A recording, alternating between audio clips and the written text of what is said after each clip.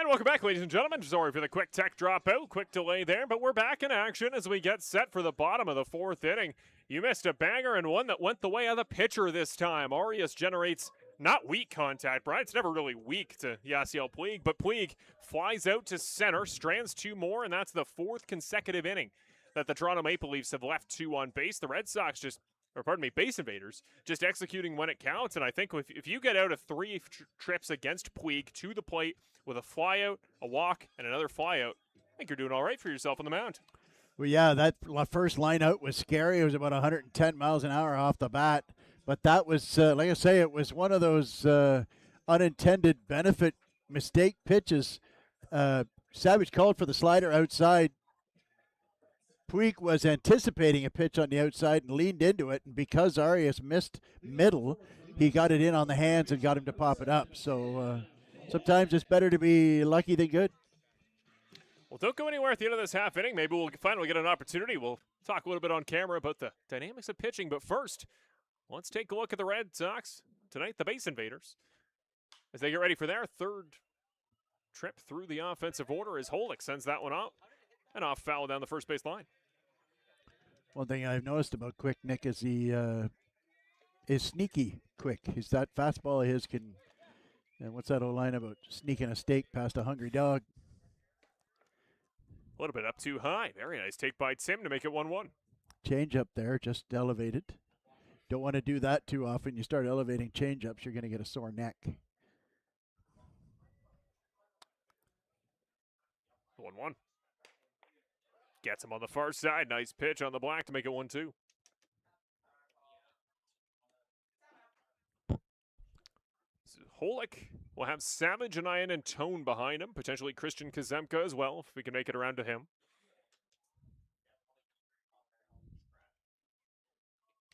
Yeah, good contact last time up. Drops in for strike three as Timmy takes a strikeout looking. Veselinovic's fourth.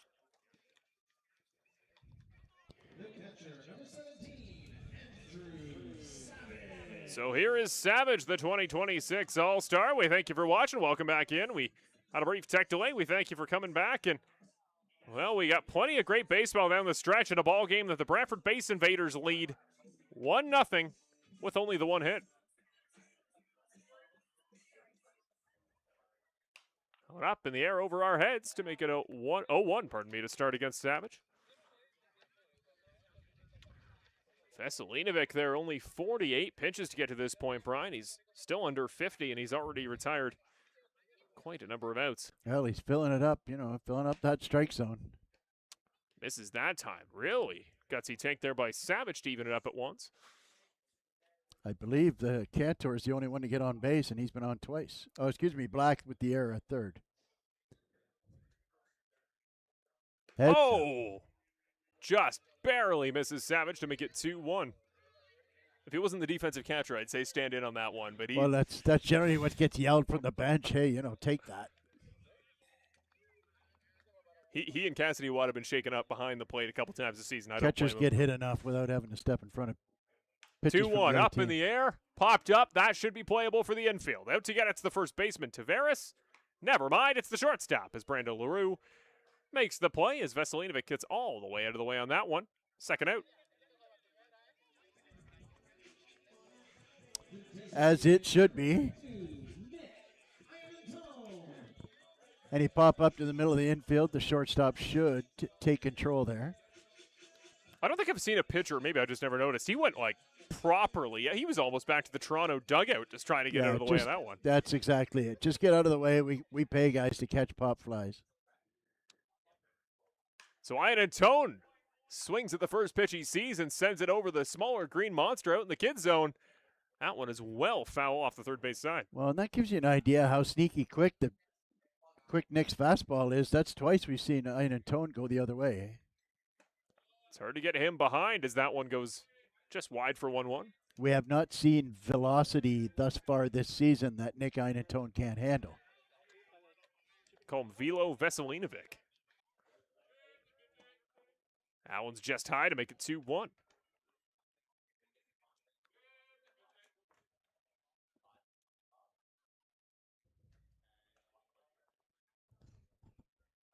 Nick lined out hard to left field his last time up. What's he doing? 2-1. Takes low. Very nice take there by 32. Well, we have mentioned a couple times on this broadcast how patient a hitter he is. He will wait it out. He will take a walk. That one's in for a strike. His ability to hit left-handed hitters has also surprised me. He just doesn't. He's an equal opportunity destroyer here, to be honest with you. Lefty righty doesn't matter to him. That one is put down and foul off the third base side, keeping it alive. Vasilinovic still pitching quick, still pitching effective. This will be his 58th of the start. The man from Naperville, Illinois is Ian Antone. We'll see if he is a Fighting Illini like the university that bears its name here. He's fought through a long count to make it 3-2.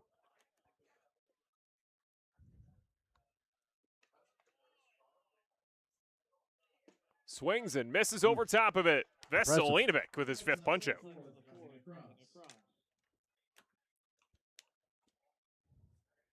Well, that'll wrap it up there for the Toronto Maple Leafs on the pitcher's side. They're going to get ready to go back on offense after that great Puig at bat last inning. Mondelez, Dutton, and Tavares, the 3. Let's we'll grab ourselves on camera if we can with our director. We're going to come back in here because Brian's going to show us some stuff with the baseball on camera. It's always the best pitching tool. It's always the best coaching tool to help visualize exactly what's going on. Maybe we can start with what Jose Arias is doing. But Brian, take it away. Sure. So we're going to start with the fastball. And so there are 2 kinds of fastballs generally that are thrown.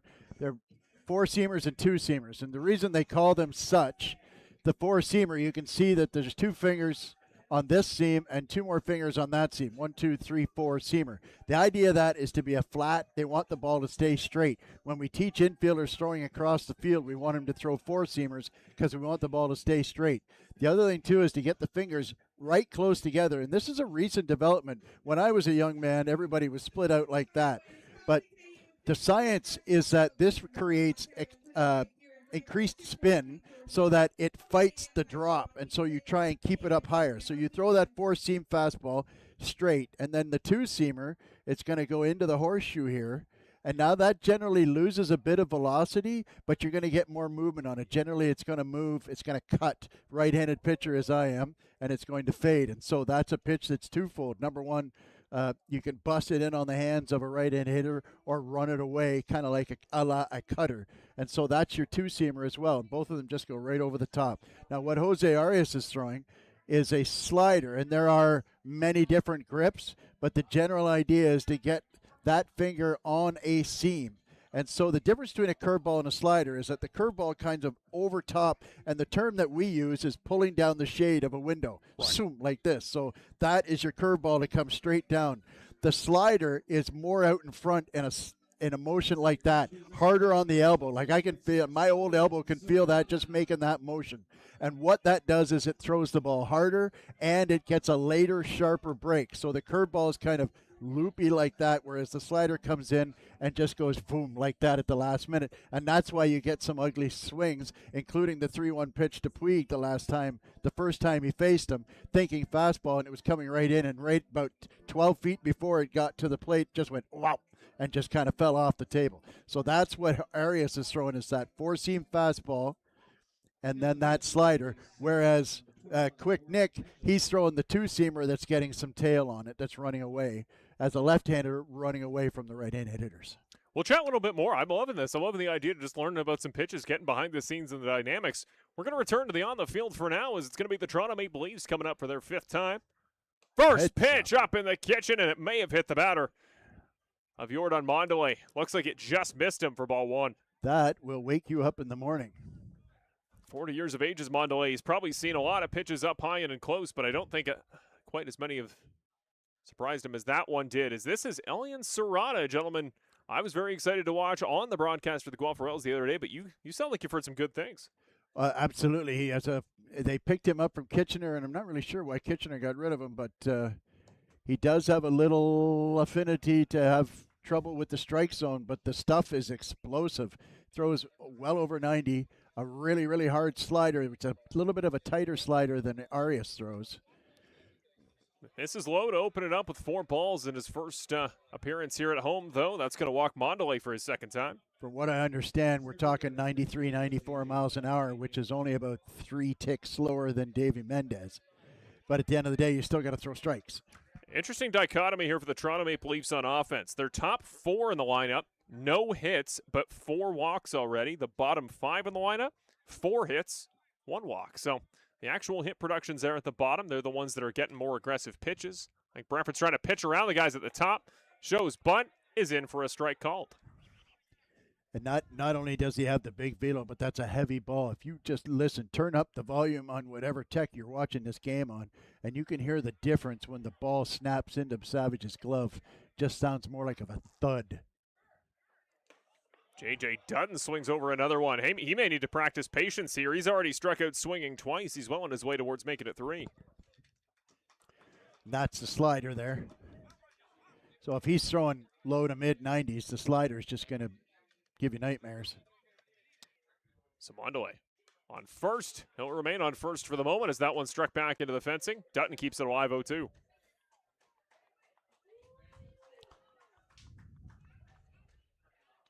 Just a tick under halfway here at Arnold Anderson Stadium as the Base Invaders make their debut with the new jerseys.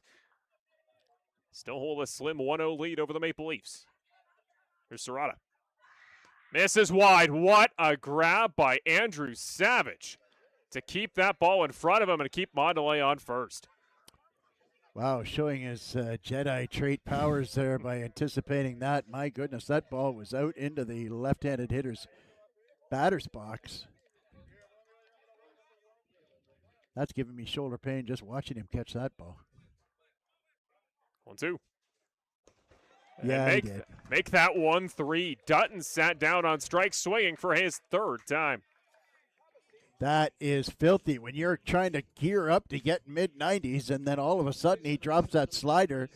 If he can locate that slider, he can get swing and miss on that all day long on the right-handed hitters. And even on these lefties, he could break a bat. Like, don't be surprised if lefties come up and break bats on that slider.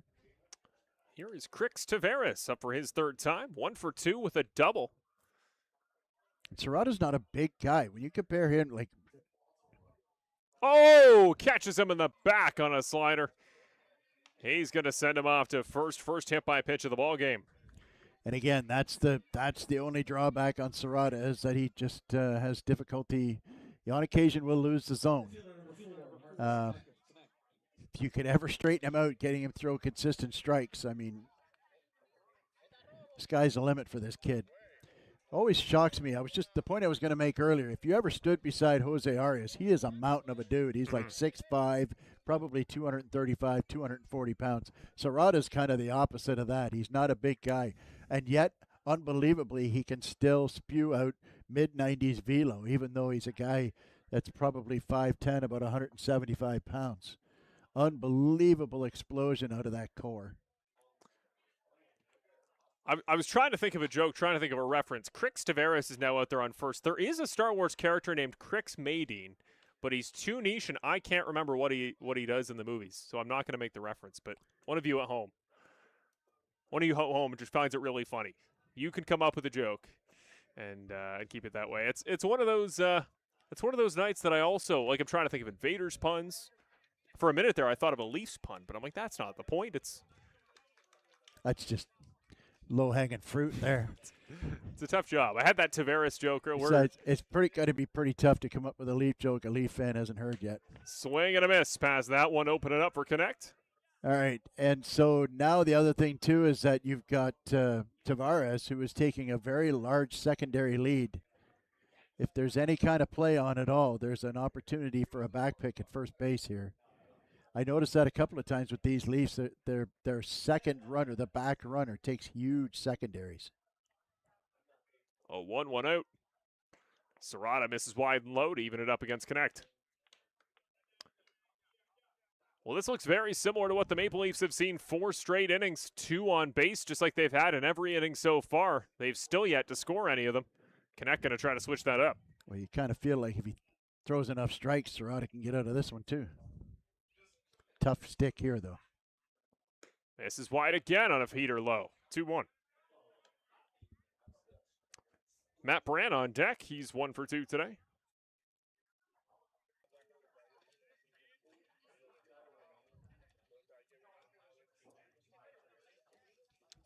Mondelez on second, Tavares on first. Connect at the plate. Nice pitch there. Ooh. Doesn't get the call. They're going to say too far inside to make it 3-1. Brantford bench wanted that one. So did the fans in attendance. We'll see what Serrata can do. I think I might have wanted that one too. That was a really close pitch. Started at 0-1. He's now down at 3-1. Can connect. Finish off the free pass.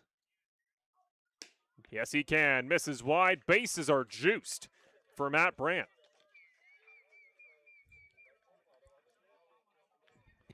Well, all the velo and all the stuff in the world is fantastic, but if you can't throw strikes, it's you know, kind of a moot point.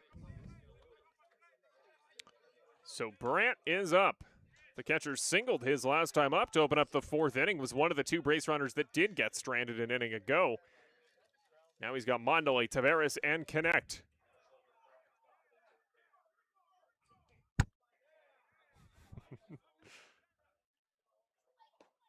That one misses low and wide. Craig in the chat got that. Thank you for finishing that off. I thought he was somebody in the Rebel control room, and I was proved right, but I didn't want to embarrass myself. Craig, you are really cool for knowing that. Thank you. 1-0. Misses high this time and wide. Make that 6 straight balls by Serrata. And really, you're just doing guys favors now. None of them want to swing at this pitch. I mean, you started off Mondelez. You almost killed Mondelez on the first pitch of the inning. 2-0, bases juiced, 1 out. That one is struck. Is going to go foul, though. Off into Brantford's bullpen. Caught by the bullpen catcher. That should count as an out. Banana ball would count that as an out. Banana ball there, yep. Gosh darn it. So there you go. Throw the ball right down the middle of the plate, and if he can turn on it, so be it. So corners are in here. They're going to try and get the force at home if the ball is hit to the corner infielders. Anything up the middle to try and turn 2. 2-1.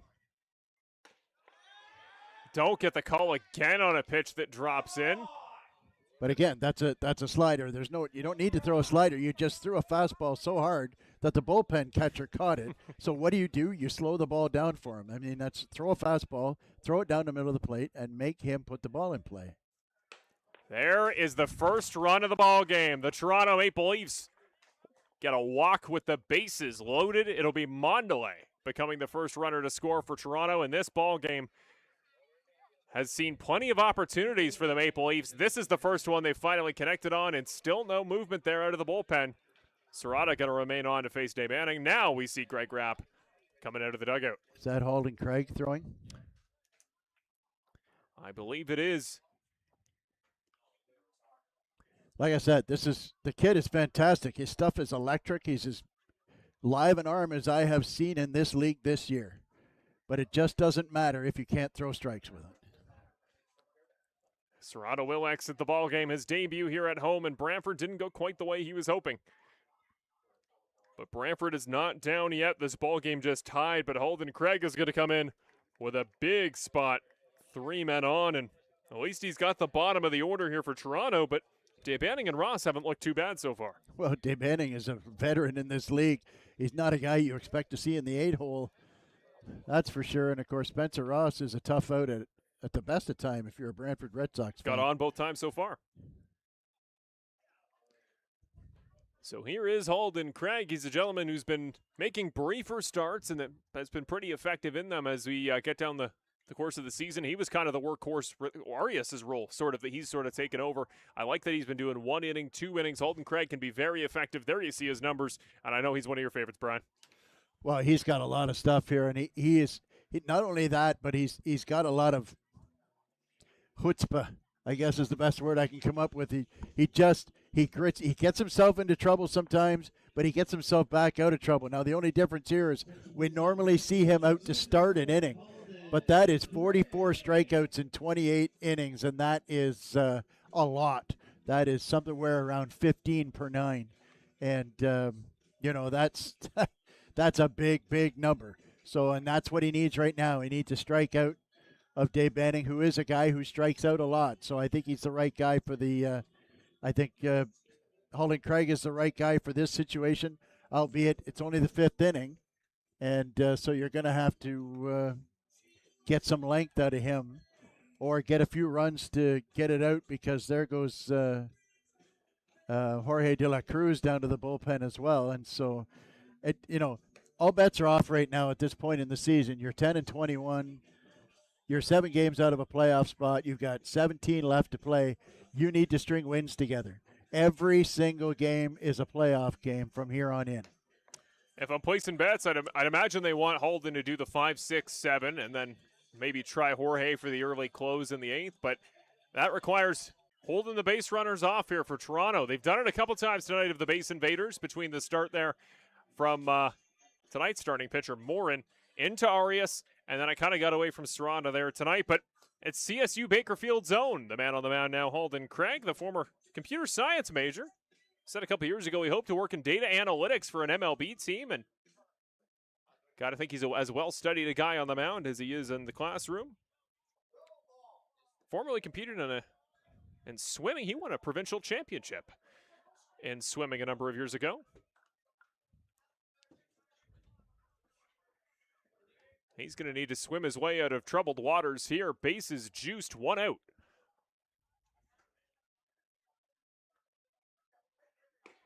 First pitch, down the middle for strike 1. And that's half the battle, right? You got to get ahead, stay ahead, throw strikes, get the bat swinging. Dave Banning, as I mentioned, is a strikeout guy. He's got high strikeouts. This is the guy you go right at. Swing and a miss past that one. Craig starts it off with 2 hot heaters. Now I'm a fan of climbing the ladder. Get it up around the L in Leafs up there and get him to see. Let's see if he'll extend the strike zone up and swing underneath strike 3 here. That one gets a piece of it. He's a little bit behind, and you can't blame him. Dave Banning keeps it alive at 0-2. Good spot there. I'd like to see it even a little bit higher. Now you've got that. Now, like I said, get it right up there, halfway up the letters of the jersey. You've got him in swing mode now. He swung at the last 2, and he's having all kinds of trouble handling your gas. Dennis is in a big spot here for Toronto. Here's the pitch. That one is sent right into the fencing, keeping it alive with another foul ball.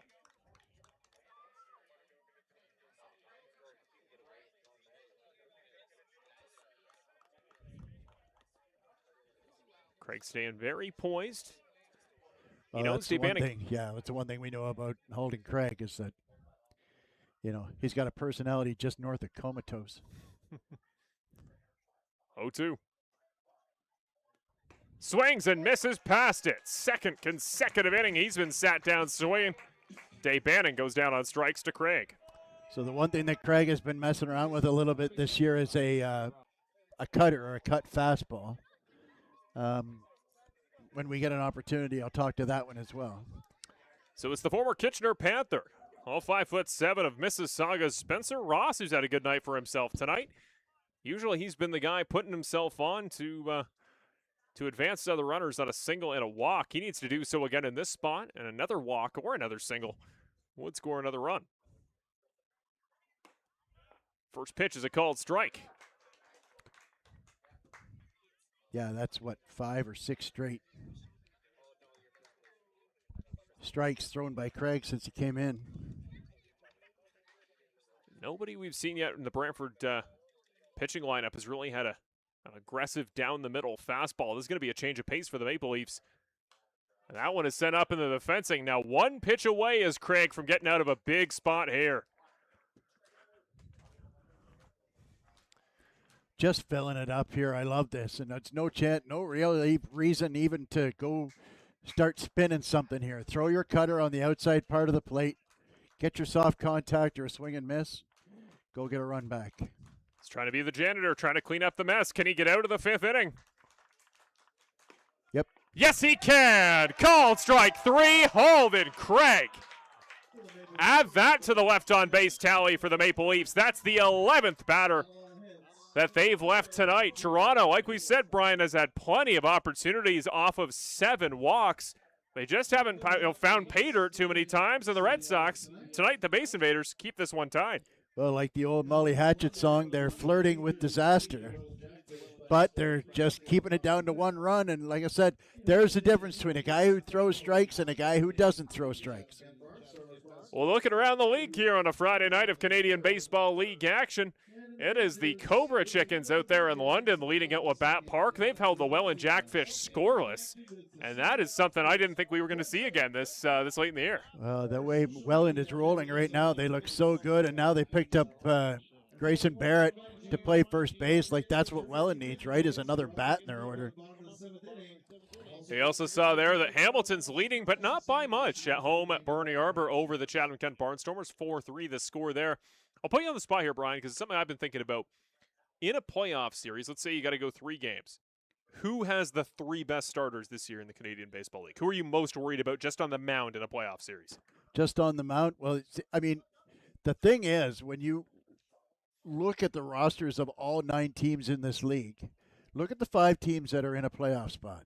Welland, 3 starters. Yep. Barrie, 3 starters. London, 3 starters. Hamilton, 3 starters. Guelph, 3 starters. Who doesn't have 3 starters? Everybody else. The bottom 4. Who's not in a playoff spot. And that pitching wins. Pitching makes a big difference. Now, for whatever reason, Brantford only has 1 true dyed-in-the-wool starter. They thought one was going to be Jose Arias. That didn't work out that way. Kobe Klepper injured, had to leave.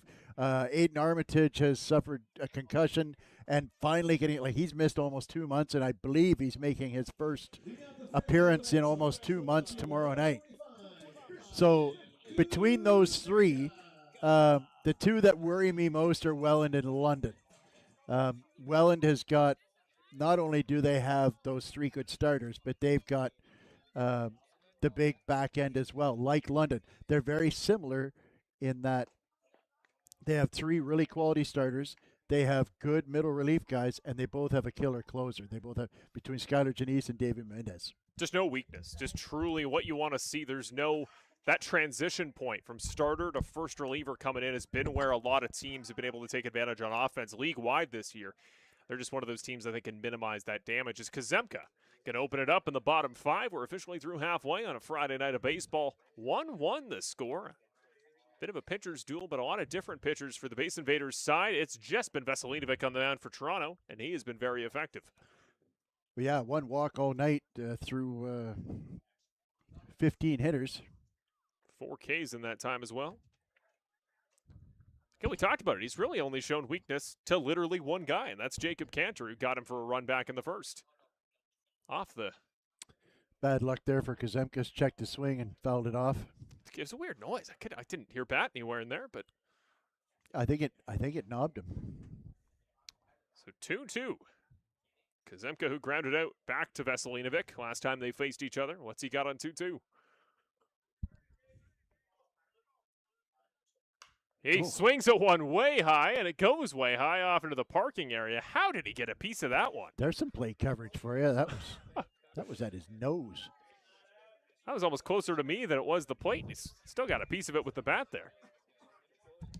That was a Marshall Crocker strike. I got that Aaron Judge strike zone, but I don't do anything with it, I'll tell you that. I just want that Aaron Judge paycheck. Just one. Swing and a miss over top of one. Kazemka sat down by Veselinovic. Some Toronto fans in attendance happy with that one. Well, Veselinovic has been fantastic tonight, hasn't he? He's really been solid, filling up the zone, mixing it up, sneaking that fastball, using enough off-speed pitches to get you thinking about them, and then coming back in with very accurate fastballs, especially that tailing fastball to right-handed hitters on the outside corner.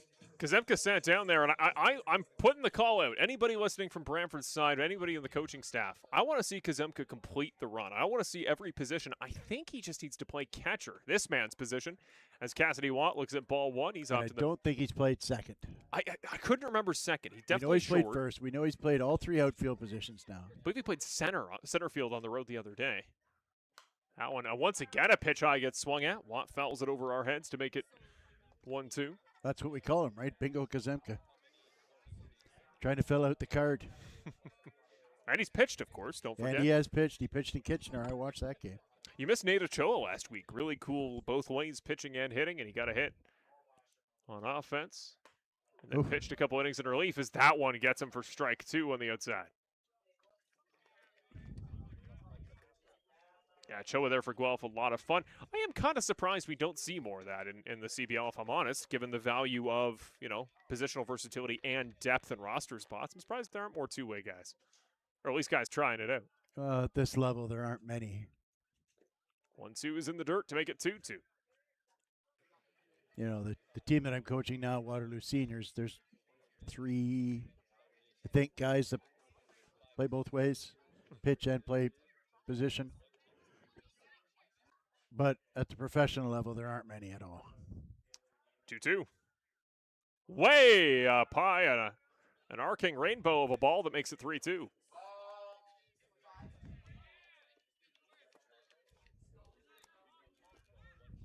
That's the first one I think we've seen like that.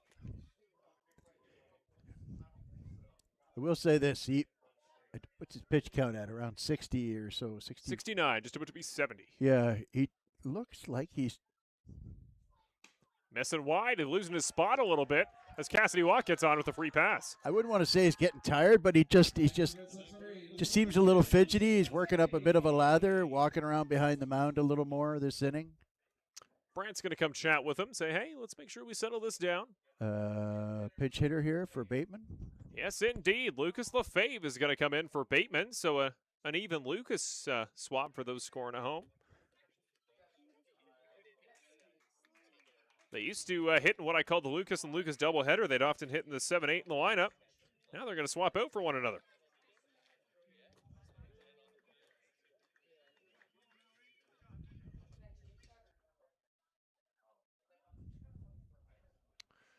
So Lefebvre up for his first time. Swings at one. Comebacker. Just past the glove of LaRue. Veselinovic can't get there, and Watt going to check up. I think he would have had an easy shot at third, but he stops, plays it safe, and a single. Welcome to the ball game, pinch hitter Lucas Lefebvre. Well, and right away, quick, right? Jump on the first one you see and just hammer it into center field like it was nothing. We got 2 men from Coquitlam, BC on the base pass. Cassidy Watt at second. Lucas Lefebvre off there at first. And I was just going to say, probably should go out and visit your pitcher because, like I said, he just doesn't look crisp like he has in the first 4 innings.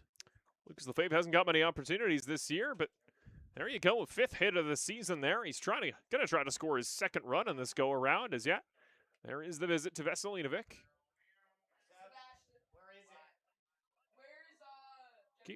Keeping an eye there on the mound, or the bullpen mound, pardon me. Yeah, nothing going on in the bullpen for Toronto at this point. There are some teams who I think, Brian, are just going to have games like this where they're like, starters in until he says he can't go anymore. Like, we don't have any opportunities to use bullpen guys. And I think Toronto, I get the sense around the organization, they are pushing as hard as anybody in the bottom 4 to still creep their way back into the top 5. And this is a big one today. If Brantford wins this ball game, I think the gap to Guelph goes up to, 9.5 games for that last playoff spot. It's going to be the last gasp for the Maple Leafs. They want this one bad. In for strike 1. Yeah, it's a tall order to begin with, and of course, the Guelph Royals smiling like the butcher's dog, just letting 2 teams beat up on each other that are chasing them for that last playoff spot. 0-1. That one drops low of the zone here. Jacob Cantor back up for his 3rd time, and he's been Veselinovic's kryptonite. A single he later scored on after a stolen base, and then a walk his last time up. He's got 2 on in front of him this time. Out is struck. Foul down the first base line.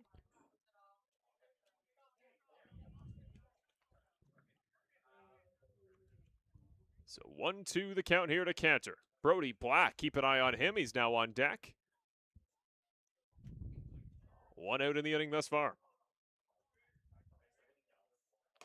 That one's up high. Nicely taken there by Jacob. 2-2. Interesting. Yasel Puig has just been kind of standing out on the infield in foul territory for the last 3 or 4 pitches with a right-handed hitter up. He's looking at the bullpen. Drops low. Very gutsy take there by JC. Makes it a full count, 3-2. You do not want to load the bases, and you do not want to put Cantor on the base pass if you're Veselinovic. He's had your number today. We'll see what the man on the mound has up his sleeve. Another really good at bat by Jacob Cantor. He disengages, and there's nobody waiting at second. Watt remains safe. You can see there in front of your picture. No defender really came over to help. Full count. Cantor gets a piece of it, out into right field, ranging forward, making the grab underhanded. Almost came out of the glove of Connect. Wow, snow cone. Nobody tags up. That one, Brian nearly got away from him, but he makes the grab. It went out of sight and then went back into sight, into view, and then he got the squeeze on it. Man, that was... So Brody Black's up here in a big spot. Got on an error from the third baseman. That's Ross back in the third inning. Struck out swinging his first time up against Veselinovic. And they always say it, all the advanced data in every league, Brian, third time around the order seems to be where batters catch up. Can Black take advantage?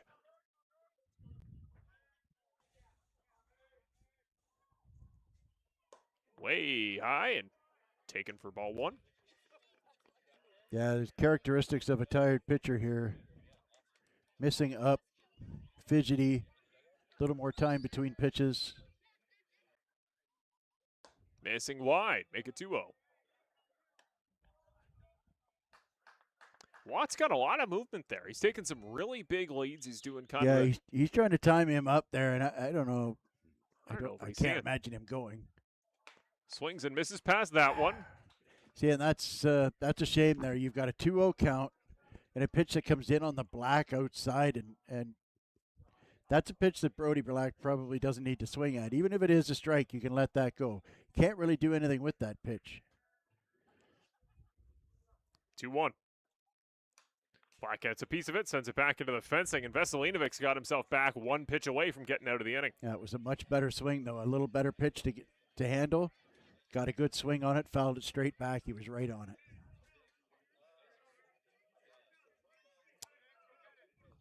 So now as a base runner here, you see 2 out and 2 strikes. You can't go with the pitch at 2-2. But as soon as you see the batter commit to swinging, that's when you take off. It's what we call going on the swing.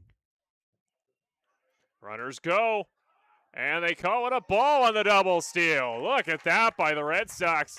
You love the execution on a pitch that was very close at the plate. And Brant wanted to throw directly to second base, but nobody was covering. He had Lefebvre dead to rights. Lefebvre would have got thrown out by 10 feet, but nobody was covering second base. And they would have had an opportunity on the back pick on Watt. I have no doubt about it. Toronto just not taking second seriously. And they pay for it. Another base runner will head on to first as Black takes the free pass. Here's the man you want to see if you're a Base Invaders fan. It is Chris Ortega comes up with the bases juiced. And there's still nobody throwing out there.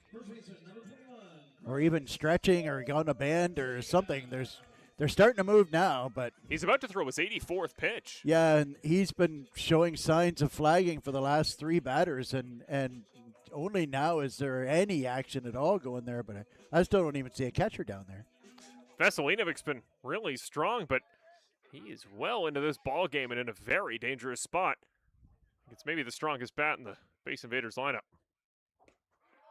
That one gets it on the low side. 0-1.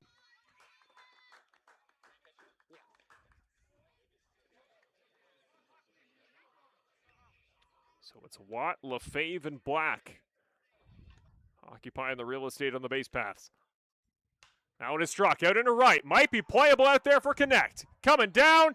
Gets the grab. Watt. He's off. He can't make the catch. Connect will let one home. A trip there from Watt. Gets up onto his feet. And Marcus Connect just barely misses on a diving grab. Thought it was in his range. He didn't get all of it. And the Base Invaders make them pay with 3 runs coming home. This is now 4-1 Brantford. Well, I tell you what, there's a lot to unpack there. You're right. He almost made a circus catch parallel to the ground on the dive. He thought he did. I think he thought he had it in the leather. But it seems to me it was like a football play where I've got the ball, and then when I landed, the ground caused the ball to come loose. And unfortunately, Connect couldn't hang on. Unfortunately for the Leaf fans, fortunate for Brantford fans. And then on top of that, Brody Black comes around third, can score easily, gets about halfway home from third, and does an absolute nosedive. And still has plenty of time to get up and jog home for the third run. Wow, that was one eventful.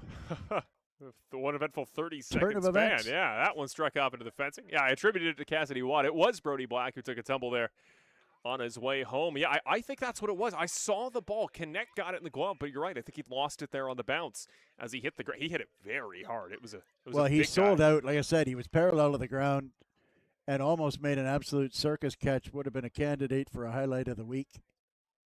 Just couldn't hang on.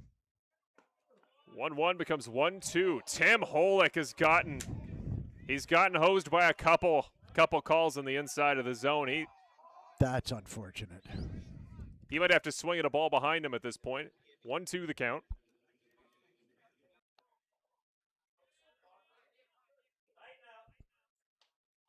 Misses high and wide, make it 2-2, but a nice grab by Brant. Yeah, the zip's off his fastball now, and finally somebody is throwing in the Toronto pen. See if I can get a look. Veselinovic he's been the Iron Man, but might wish they had taken him out a little earlier. 2-2, runner goes right back to the glove. What a catch on the no-looker. Veselinovic might be almost 100 pitches in, but his spidey sense, that was the force, Brian. That was actually the force. That was ridiculous. Nice catch, Anakin. Holy mackerel. Oh, my goodness. That was ridiculous. I'm not sure. I'm not sure he saw the ball go into his glove. He just felt it. Oh, there you go. There's a baseball. You ever watch hockey and you say to the goalie, look what I found? That was look what I found right there. So DePaula's the man warming up in the bullpen for the Maple Leafs. We will probably see him when we come back. That was a busy inning. We're going to take a quick break to cool down, and Halton Craig's going to warm up on the other side. He's getting ready to kick off the top of the sixth. 90-second break, and we'll be back in just a moment on Mr. Lubin Tires Brantford Red Sox Baseball. We'll see you in a moment.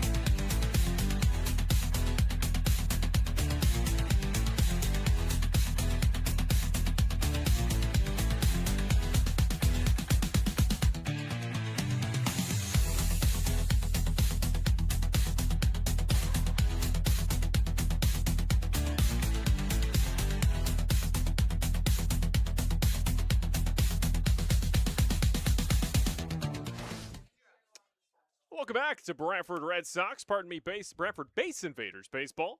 Here on Mr. Lubin Tires here, CBL YouTube, CBL TV, and Riders TV Game of the Week. Marshall Crocker joined alongside, as always, my awesome analyst, Brian Hawley. We're maybe going to do some more showcases, talk a little bit more about the pitch dynamics here when we get an opportunity, but we had to kind of just settle down, decompress after a very busy inning and one of the craziest comeback catches you've ever seen. Veselinovic probably going to be out of this ball game, but he went out with a bang.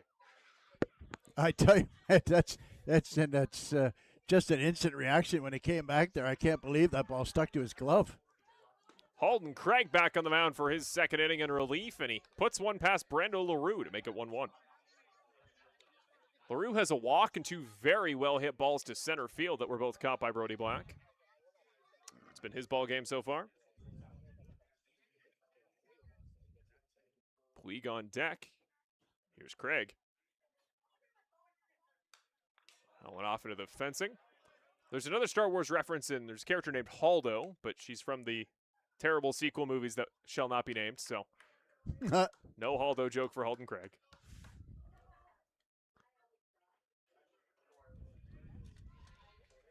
One, two.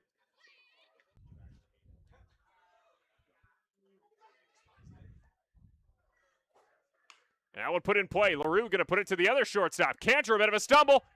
Can't make the grab. I believe they'll chalk that one up as an error. There was a stumble on the run up to the baseball and a stumble on the transfer. And it's going to put LaRue there on first. So a big spot here with Yasiel Puig coming up. He's got a base runner in front of him, but Brantford's got pretty lucky with the spots he's come up to the plate today. Had one runner in front of him in the first inning. Then he led off in the third inning. And then he comes up here with just one on. That's what you want to do. You know the potential very high reward for him. You want to minimize the reward, though, maximize the risk, and just really attack 66 if you can. This will be Craig's first time facing the former MLBer. They check the swing. They say no. They say I'll that. tell you what, Arias pitched him really, really well last time up. You got to think kind of similar to batters facing Fernando Rodney. It is a bit of a badge of honor as a pitcher your first time you face Puig to attack a former Major League great. 1-0 becomes 1-1. Yeah, I hear what you're saying, where you know, how does my stuff rate versus a major leaguer? Right, it's a litmus test. It's a Yep, exactly. He's the benchmark, and it's a cool opportunity. You got to think. I don't know. What do you think? Would pitchers would you say league-wide be less willing to pitch around him, or do you just you swallow your pride? You say, you know it contributes to winning to keep a guy like him. Well, it's all very situational. The only time you go at him is when you are 100% sure about your location. Like when your mechanics are good, you're feeling good about being able to put it. Because, I mean, all you got to do is miss by 3 inches, and he knocks one into orbit. And it's a galaxy far, far away, right? So nice. The league's home run leader looks at 1-1.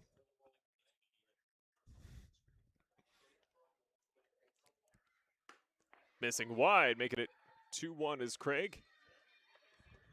Hello to one of our viewers out there in Victoria, British Columbia. Plenty of BC boys on the ball club here in Brantford.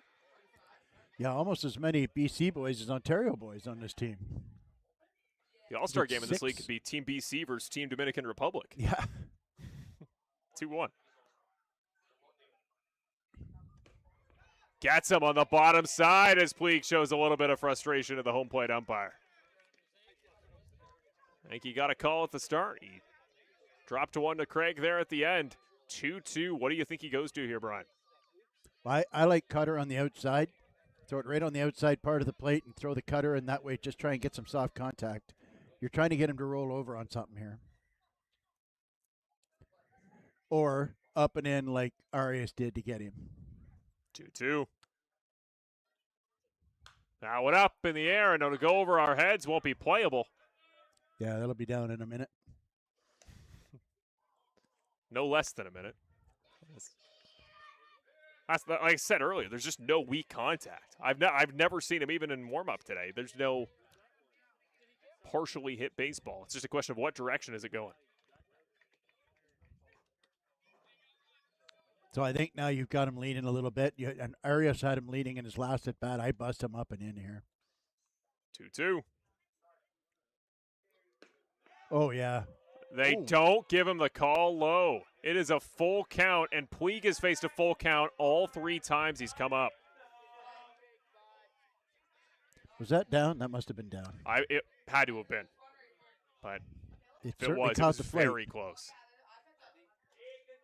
Looked about on the knee, but here we go. Full count. LaRue is the man on first. Here is Yasiel Puig against Halden Craig. 3-2. LaRue goes, swings and misses past it. And got him. They got him at second as well. That could not have gone better. And Halden Craig is fired up. What execution there by Andrew Savage and by Halden Craig. Strike him out, throw him out. One of the most beautiful plays in baseball. Somehow they got Puig to swing on a pitch in the dirt there. I can't believe it. break with the cutter in the dirt, and then Andrew Savage short hops the pitch and throws out LaRue, who I thought got a fantastic jump there. He did. You can't almost execute that any better than Toronto did, and Brantford still snatches 2 outs off them. First one in for a strike here against Jordan Mondelez. Just a shocker that Puig would swing at that pitch in the dirt. Talk about doing a favor. I mean, that turned first and second and nobody out. He hasn't really entertained anything below the upper thigh all night, and he swings at a pitch below his knees. Well, considering the pitch he took, the pitch before was just low. That one well low, nicely gloved by You know Savage. what I mean? Like the 2 pitches before that was a pitch at the bottom of the zone that he didn't like the call on strike 2. Then he took a pitch that was in a very, very similar spot. He took that as well. And then suddenly he swings at one in the dirt. Just sitting on something high? Like, I don't know. I think because they were feeding him low, he's saying, you're going to pitch me low, I'm going to jump all over this pitch, and he was swinging no matter what. That one put in play on a weak blooper off to third. Holick, the throw to Ortega, and it's a successful throw. Great inning there by the Brantford defense, and yeah, that was just a great piece of play there. And you're right, Savage, he doesn't go for many traditional pickups. The team kind of doesn't. There aren't a lot of attempts at guys trying to steal second here at Arnold Anderson, but you're right. He really attacked that one. And I think Andrew Savage, I often consider him with Watt, the guy who's a little bit more just consistent behind the plate, kind of wants to block the ball more than he wants to make the aggressive grabs. That was a great throw. Speaking of great throws, speaking of great plays with the baseball, there you see somebody, I believe that's Arias signing a baseball off there on the third base line. But let's come back. We'll hop on camera here if we can for a quick moment here as we get ready for the bottom of the 6th.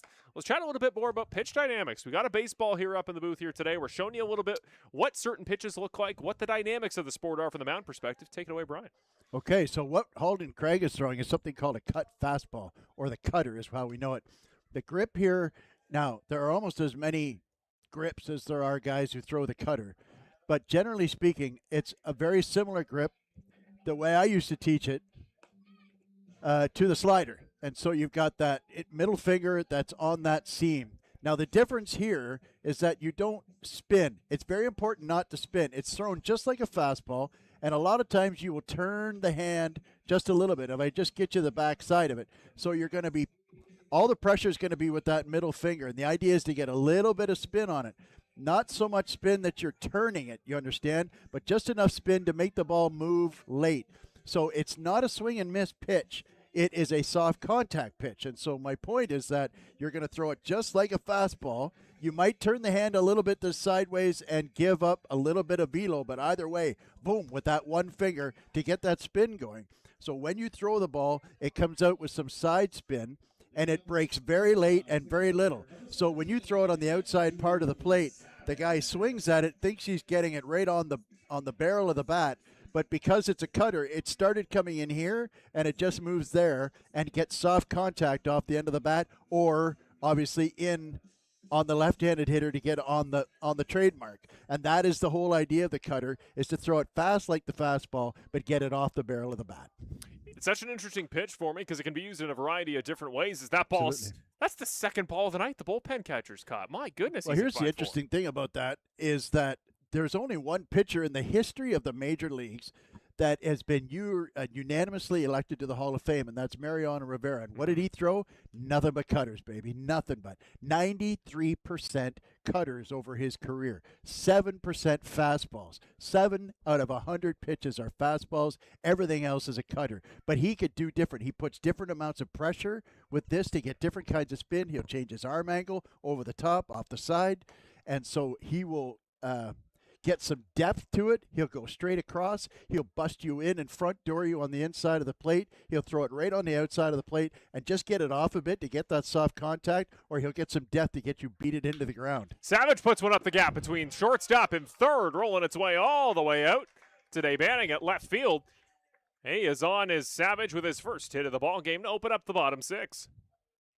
The problem with pitchers is that they get bored, and they don't like throwing the same pitch all the time. Well, guess what? The one guy who threw the same pitch all the time, he's in the Hall of Fame. You know, and so I've got a pitcher on my team that just says, well, I know I throw 90, but I love my curveball. I don't like his curveball. His curveball is slow. It doesn't break real sharp. The hitters love his curveball. The hitters love his curveball. Nobody likes his fastball. First pitch up high as Nick Iannantone comes up for his third time, over 2 so far. And I think the best cutter on this team is Connor Irvin. He throws probably, let's say for sake of argument, he probably throws about 90, high 80s, 90, 88 to 90. And so he doesn't have that overpowering stuff like a Serrata or a Halden Craig. So he has that. That's the important part of his cutter, is that he throws it on the outside part of the plate, lets you think you're getting barrel, and then you're getting off the end of the bat. That one struck, and it'll get down in the shallow left field area. Iannantone going to try to dig for 2. Both runners going to check up as it's a quick throw back in from the center fielder. As Dutton going to hold them on first and second, but back-to-back singles to open up this inning. Great decision by Andrew Savage to hold up at second base there. There's nobody out. Never, number one rule of baseball, never make the first or the third out at third base. Well, we talked about DePaulo was warming up there in the bullpen. This is still Veselinovic. They have not taken him out of the ball game, and Walker Holmgren is going to come in to pinch hit for Christian Kazemka to try to take advantage of this newfound Brantford momentum. You know, one thing that we never really covered is the fact that it's Quick Nick back out for the 6th. Yeah, to be honest, And so what has Brantford done? They're pinch hitting a righty for a lefty. I didn't get time. Brantford's been hitting him too well. First pitch taken there by Holmgren, often the starting center fielder. This is the first game at home he hasn't started defensively in a couple months. He's subbing in today in a pinch hitting role. Yeah, he's been out there in center field pretty much every game since he showed up. It's pretty black out there today. Up a little bit high in a pitch that looked like it was supposed to drop and didn't. 1-1.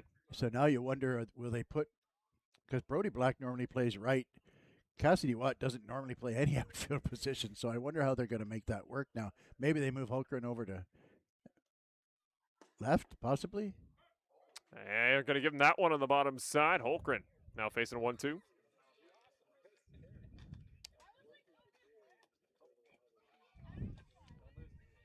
I have no data to back it up. Sometimes I watch and I think Holmgren gets the toughest zone in the league. That one stays up high. He takes it for ball 2. We are about to hit the turn of the century here when it comes to Veselinovic's pitch count, pardon me. Turn of the century like 2001: A Space Odyssey. There you go. That one to put in play. Oh, into the glove! Out of the glove of the third baseman. Another dive fails, and the Brantford Base Invaders abduct another run off the Toronto Maple Leafs, make that 5-1 on a ball from Holmgren. Bounced just out of the glove of Ross, and another one. He sells out. He looks confident he has it, but it does find its way past leather. And finally, they're going to make a pitching change here. I finally decided these are not the droids you're looking for. Oh, Veselinovic, he had it really literally until the 5th. You can see the exact moment scoring it gets away from him. Well, He'd only given up one hit. You could see it with your eyes, the fact that his legs were starting to go on him in the 5th. He'd only given up one hit through the first 4 innings. He's given up 5 and 2 walks in the last 2. And I don't think they are taking him out of this ball game. I think it's just he talked him out of it. He's staying in the ball game. Veselinovic, get the ice packs ready on the bus home. This is a long start for 33. I was kind of curious if our scoreboard could display triple-digit pitch counts. We haven't seen it that much this season for either side at Arnold Anderson. But tonight, Veselinovic is going to cross the 3-digit threshold, try to keep this one going, but he's been hit with singles by the last 3 Brantford Base Invaders, and now Cassidy Watt tries to join the party. He went out there asking for the ball, and Nick wouldn't give it to him. Shows bunt, doesn't bunt. Pass ball out of the glove of Brant. Runners advance now on second and third. Still no outs, and the Brantford Base Invaders are starting to fly high into the sky and run away with this one. Yeah, the Toronto Maple Leafs are one hit away from this game getting away on them.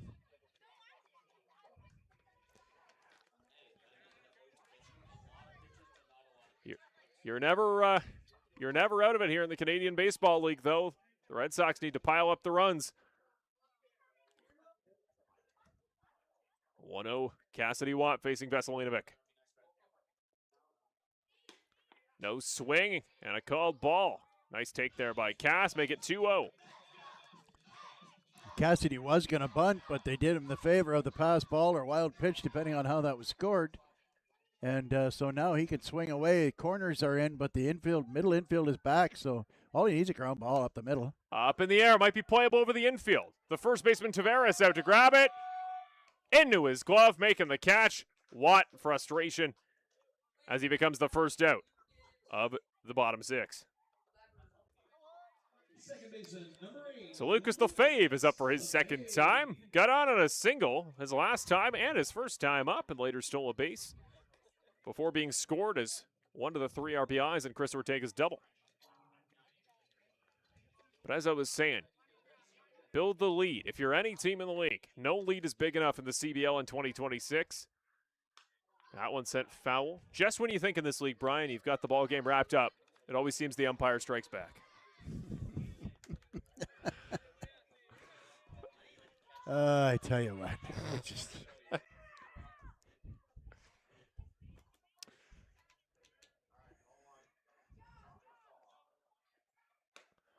that one misses high.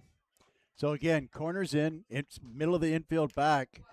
So they're going to concede the run. I mean, all Lucas Lefebvre has to do is exactly what he did last time: hit a ground ball up the middle past the pitcher, and he will get an RBI. 1-1. Make that 2-1. Veselinovic starting to miss high, and that was really the one place he had pretty good control of his fastball early. So he was getting a lot of swing and misses.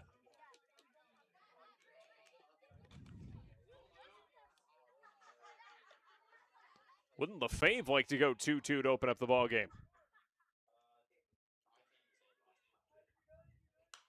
Up in the air and over our heads, make it 2-2.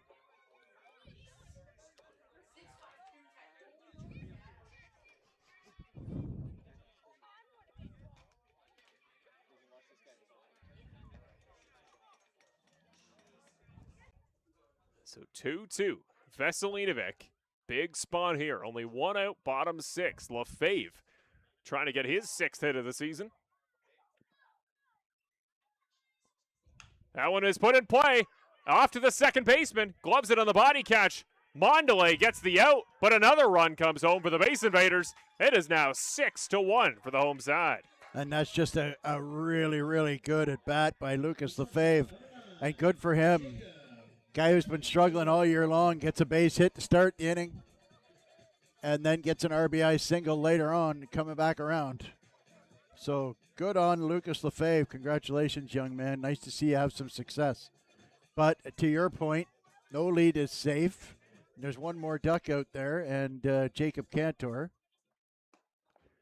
who has had a string of good at-bats against Quick Nick, would like to pick this one last guy up. So Cantor now looking at just one base runner. It's Holgren at third.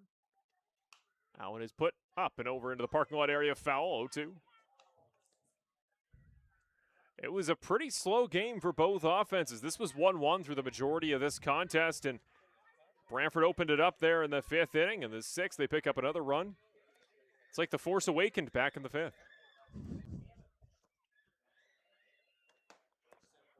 Pitch misses wide, keeps it alive on a nice take by Jake. 1-2.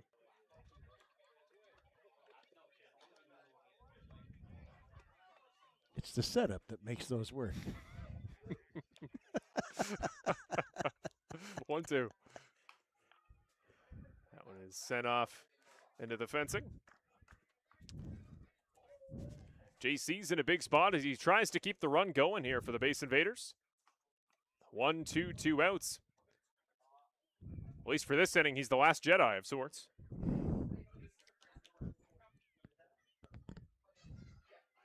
I can't remember the other Star Wars movies, if I'm honest. That one up and over the fencing again, stays 1-2. My director's trying to help me out.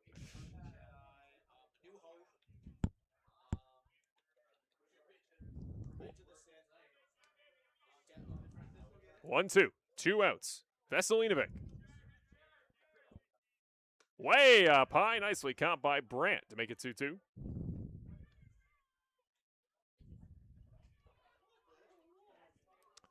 So for those of you just joining us, Marshall Crocker alongside Brian Hawley. The Leafs trail here in Brantford against the Base Invaders tonight, 6-1 as Brantford. Cantor tries to keep the inning alive. He does with a pitch that misses outside. Jacob is so gutsy on those takes. Yet another 3-ball count from Jacob Cantor. 3-2 men on third.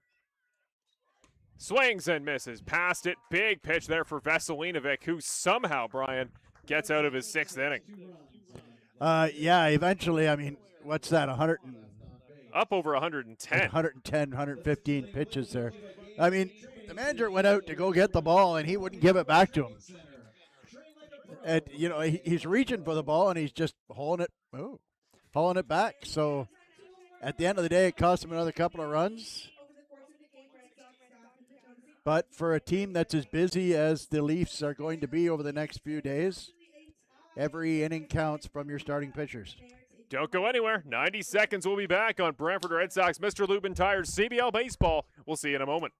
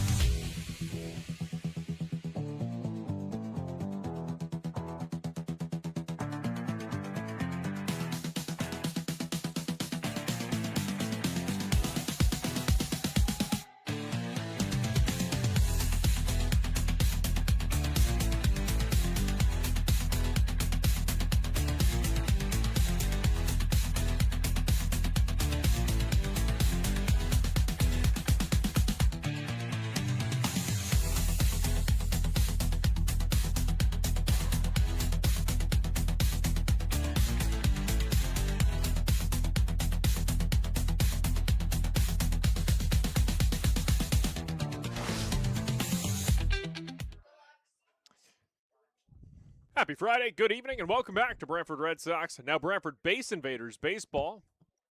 There's been a sighting, and it's of a home lead here in Brantford. That one rolls away on the first pitch. Holden Craig deals to open up the 7th inning. Misses low and rolls away against the first man up here for Toronto. 6-1, the advantage for Brantford in a big spot here. The 5th inning and the 6th inning, both generating more runs to add onto the lead that Brantford had most of the ball game at 1-0. Toronto ties it up at 1 apiece, and since then, no execution from their offense. That one put in play right at Ortega. Nice play with the glove to record the 4th out of the night for Dutton. The other 3 were swinging strikeouts. That one is on a put out by the first baseman. I was just going to say, Dutton would just be happy to put the ball in play after 3 straight Ks. Crix Taveras, now the man up for his 4th time. Likely not a namesake of fictional character Crix Madian, but again, I thank Craig for finishing that reference off for me in the chat. I knew the name, and I knew he was very obscure. There was a time I knew all the names of the pod racers from Phantom Menace, but I had to get a job. That one is sent back into the fencing, make it 0-1. Well, you're about the same age as my kids, and my young one grew up on that movie. It grows on you. I know the generation before thought it.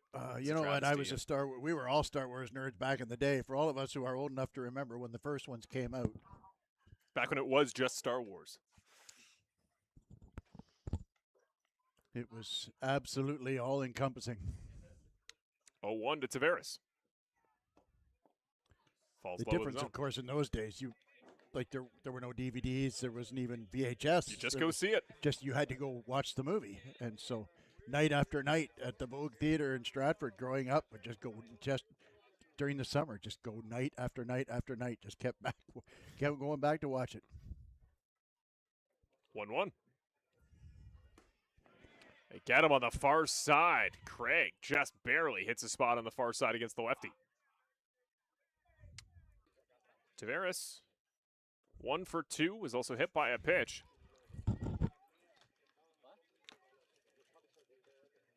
One out in the inning. Holden Craig's on. Recorded 5 outs so far in relief. Looking for number 6. Doesn't get number 6 yet. Just Los is the home plate umpire.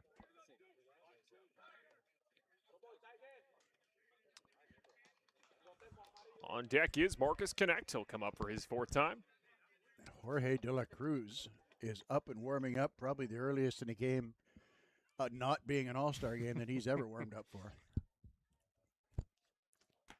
2-2, 1 out. That one is struck out into left field. It'll be close to fair. Won't be fair. Just barely hooks foul.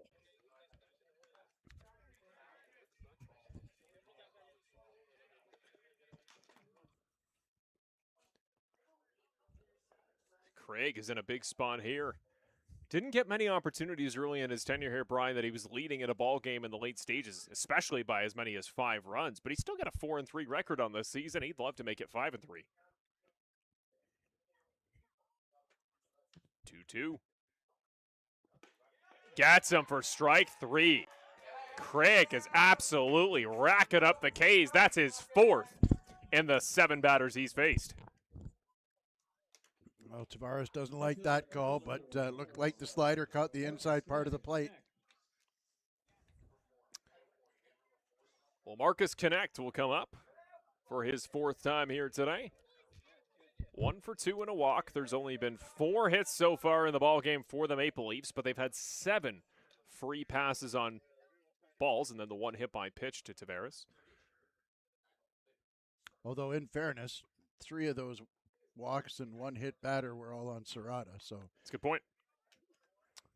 Yeah, very strong in particular have been Arias and Craig. And even if he was missing the zone a couple times early, Morin did a good job, kept it scoreless. Kudos to Morin, yeah, absolutely. He didn't give up a run.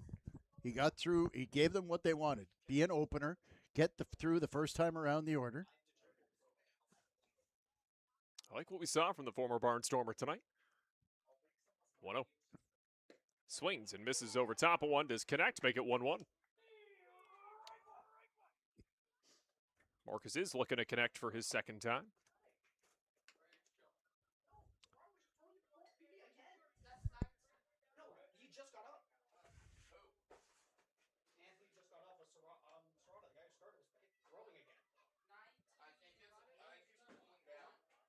One here.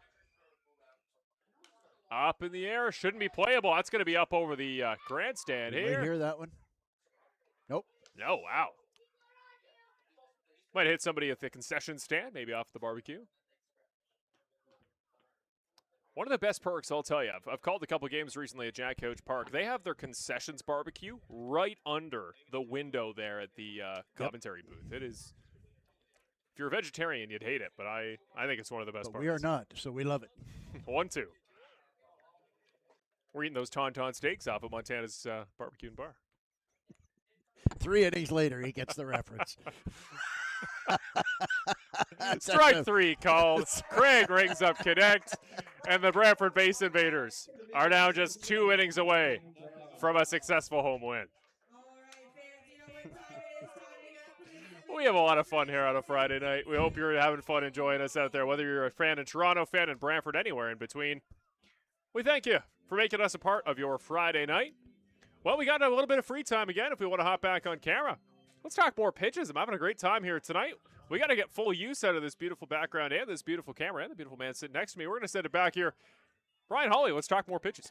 Okay, I got one left to show you, and this is what we call the change-up. And so the change-up is just like you would think it was. The idea is to throw a pitch in that looks like a fastball coming out of the hand, but it isn't a fastball.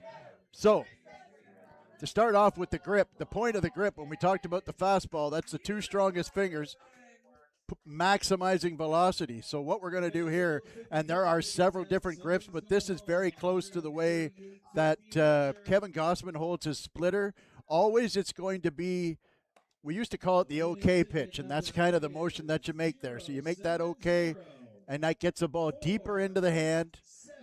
But what we're doing now is that we're crossing that finger over top the thumb. And that gets it stretched out. And the way I like to teach it is to get that finger, that pinky finger, right on the seam, because what we're going to do is going to do something called pronate. Now, when you throw a curveball, the term we use here is supinate. When you throw a changeup, you pronate. So you get it going this way, and the idea is to get some spin. Now, if you come on a lower kind of pitching angle and you use this method, then you're going to get depth. And that's when you see Max Scherzer used to have one of the best changeups because he can make it almost look like a left-hander's curveball. So you get that nice and opened up, nice loose grip, but you still have to throw it like a fastball. You still throw it as hard as you can like a fastball, but when it comes out of the hand, you pronate, use that pinky finger to get that spin. And if you're going on the right angle, you'll get that spin and you'll get a little bit of this. You can do two things. Number one, you can get it in kind of at the thigh to drop it at the knees to get soft contact, or you can start it at the knees and get a swing and miss, and it is really a favorite pitch. But what I love to teach guys is to get it to go for a strike, throw it for a strike, and get it at the knees. That way you get the hitter out on his front foot, and he doesn't generate the power, and 9 times out of 10, you'll get what we call a rollover, a ground ball to one of your left side infielders. And so that's the way you want to do that. You want to get that over like that and then pronate, but just make sure it's an egg, guys. When you're holding a baseball to throw it, hold it like an egg. If you ever watch the movie, that's the thing. Hold it like an egg, get it, turn it over, and pronate, and get that spin like that. Well, thank you, Brian. That is so cool. It's enlightening for me. A lot of the little details, the little minutiae, and specifically the criteria of what makes a pitch strong, what makes it effective, and obviously there's the whole other layer we haven't even talked about, of course, of placement. But it's a lot harder to show where to place a pitch, how to switch up the eye levels. Frankie Goyko sends one out to Black, who shoots it out to right. Is that one gonna leave? Yes, it will. It'll hit the fence. He's just short. It is very hard hit. Digging around for the triple. Can he get there? Not in time on the throw. Brody Black just barely misses one off in right. It was clear of the light. It was off on the warning track, but he is just short of a homer. He gets a triple for his troubles. That was a heck of a legged-out play by Brody Black. One of not only the best bats, but the best athletes on the base pass for this Brantford side. Well, we've talked many times about Brody Black. He doesn't look like a speedster, no. But he's got that. Maybe what he lacks in 0 to 60, he makes up for in top end. Straight line. And he can go really fast when he gets going. He's kind of like a locomotive. Once he gets going, he's got a lot of speed. Marcus Connect having a bit of a rough night out there. You would think if that's going to get over his head, that's out of the ballpark. But and to your point, you thought it was gone. It looked like it was. It went over his head, so you assumed it was out of the ballpark, much as I did too. But then it hit the fence and stopped. And so Brody Black, good for you, Brody Black, busting it out of the box right away. He was thinking 3 the whole time. That one struck again. That's a very hard hit ball. If it's fair, it might go. Gonna call it foul. Gonna call it foul. It hooked very late down the line.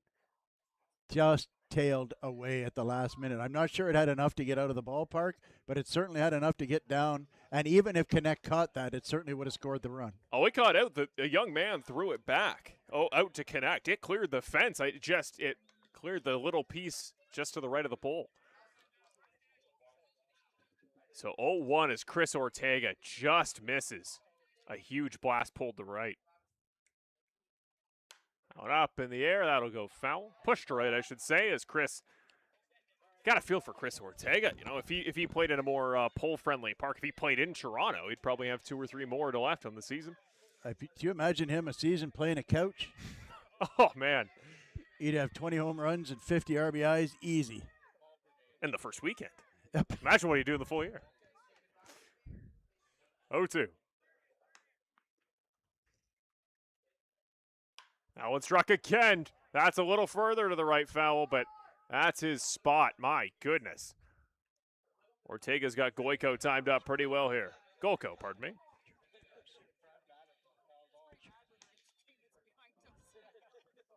So the numbers there for Golko a couple moments ago. It's not DePaula, who was warming up in the bullpen earlier.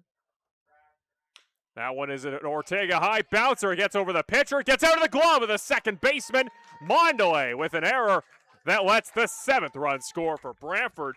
The base invaders are not only scoring, they're scoring in different innings, and that consistency is what you love to see from Brantford. Tack-on runs are almost worth 2.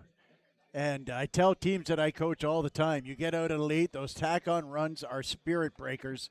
If you can get another run on there, one more run looks like 2 when you're already down. So I don't know. I'm almost prepared to give Ortega a hit there. That was a tough play.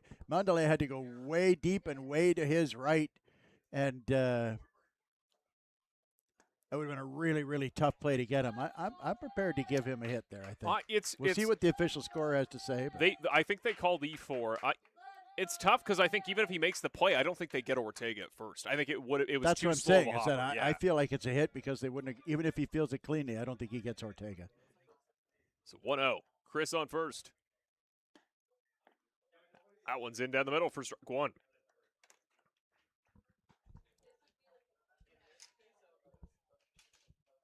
Because he came out of the box like a photon torpedo.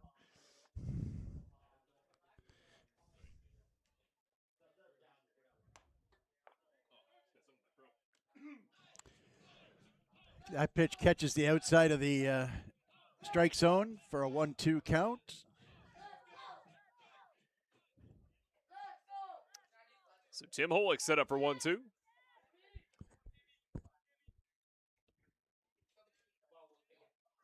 That one just tips off the high part of the bat. Holick keeps it alive at 1-2. And my goodness, Brian, the base invaders are, I'm going to knock on wood here, well on their way towards being undefeated. Maybe the London Majors are onto something. Well, at this rate, it's a little, it's still, the game's not over, but better get these uniforms washed and bring them back out on Sunday. 1-2.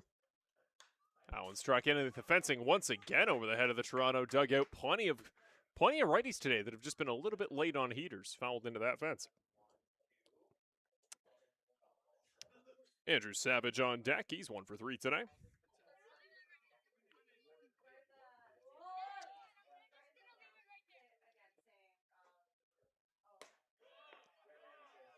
That one is called ball 2, evens it up at 2s. Tim Holick, the last man for Brantford to not get on base today. Well, he's working it this time, isn't he? He's had a couple of foul balls. This is the 4, 6, 7th pitch of the at-bat. 2-2. Swings and misses past it for strike 3. That'll be the first K for Golko. Well, such is the nature of the Brantford Base Invaders lineup that the meat of their order, number 4 hitter Tim Holick can go 0 for 4, right, and they can still score 7 runs. But he loves to see that. Same as we talked about with Holden Craig. I bet he loves the fact he's actually got some room for error today. In fairness, a little bit of luck, because remember, he had a frozen rope out in his first at-bat out to left field. Well, that double by Ortega out of the glove of Connect, if he catches that, well, that would have been a highlight reel play. That's 3 runs as well. You got to think the dynamics of pitching probably change if Toronto's a little closer in the ball game. It's just, I always use the term butterfly effect moments. Baseball's full of them, and tonight, Brantford's been on the better side. Truth. 1-0. Chris on first. Ball called there for Golko as he faces Savage. 2-0. Keep piling it on if you're Brantford. Wouldn't hurt to put up double digits here at home in front of the home fans at Arnold Anderson. That one is struck up and over our heads again. Savage a little bit behind that one, 2-1.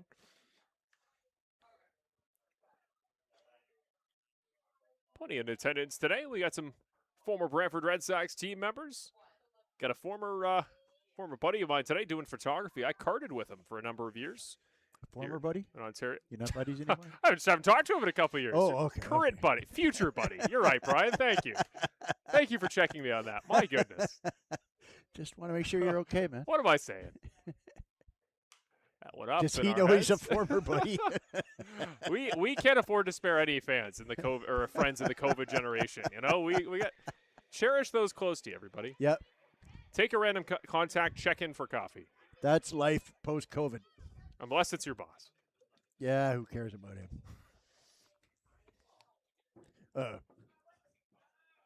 Baseball team not included. 2-2, 1 out. Misses wide, make it 3-2. Nice take by Savage. And another good at-bat by a Brantford hitter getting deep into the count. This is what we've been used to seeing. The record may not be great, but it sure isn't a result of the batting lineup, that's for sure.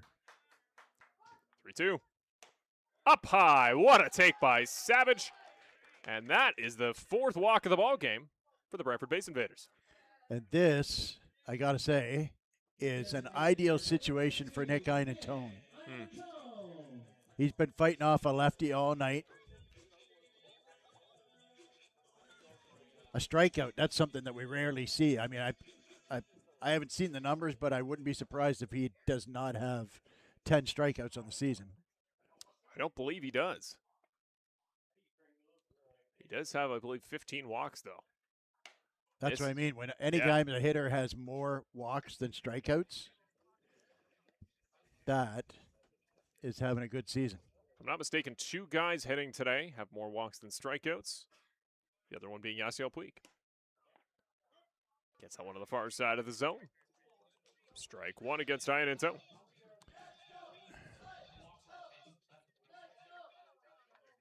One, 2 on for the Base Invaders. Ortega on second, Savage on first. Golko the pitch. That ball tries to creep back in on the slider, but it stays outside. 2-1. Tried to backdoor him there, but he just started a little bit too far outside. And, of course, you're not going to get Einentone to fish on a pitch like that. Holgren on deck. I'd like to see him in a spot with base runners to take advantage of. Misses wide to make it 3-1. If Savage can walk here, Walker Holgren is he's kind of been bumped out. His offensive productivity through June and July hasn't been where he would have wanted it. I'd love to see him get an opportunity to get back in the success column. That one right down the middle. Savage takes it. He'll now look at the second full count for Golko. Pardon me, Einentone. Savage walked a moment ago. It's his fellow All-Star, Nick Einentone, here looking at 3-2. Swings and misses past it. Einentone sat down with just his 10th K of 2026. Well, I tell you what, that was not a usual Einentone 2-strike pitch. He was trying to make this a 10-1 game. He didn't leave anything in the bag on that swing. So it is Walker Holgren coming up. 2 on, 2 outs in front of him. Big spot here. He's got 1 homer this season, and it was a memorable one. Yeah, it was. That big win against Welland. The prettiest swing I've seen in this ballpark, and I had the pleasure of being at field level when it happened. This is high and outside. Holgren gets ahead.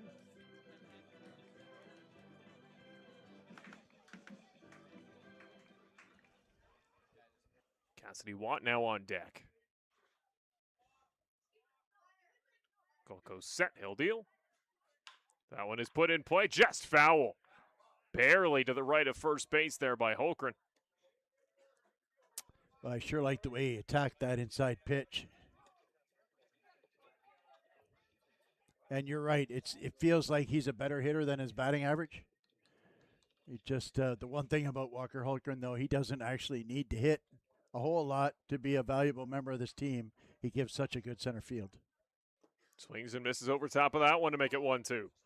Just a little bit susceptible to that inside slider. He'll definitely, the strike to ball pitch is something that's given him some trouble this past month or 6 weeks. And it just seems like he's pressing a little bit. Very big spot here for Golko. 1-2. That one is absolutely clobbered foul. Oh my goodness. Off the roof of the concession stand at the junior field. That might be, how far do you think that is, Brian? That's 400 feet minimum. That was smoked.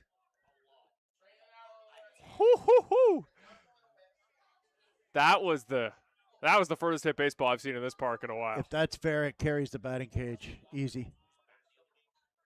1-2, 2 outs. That one just sounded different. Up in the air now the other way. Man, how do you not get a little bit worried in your boots if you're Golko? Well, as the old saying goes, don't pitch it there. Is that a saying? Sounds like how if I were to coach. 1-2.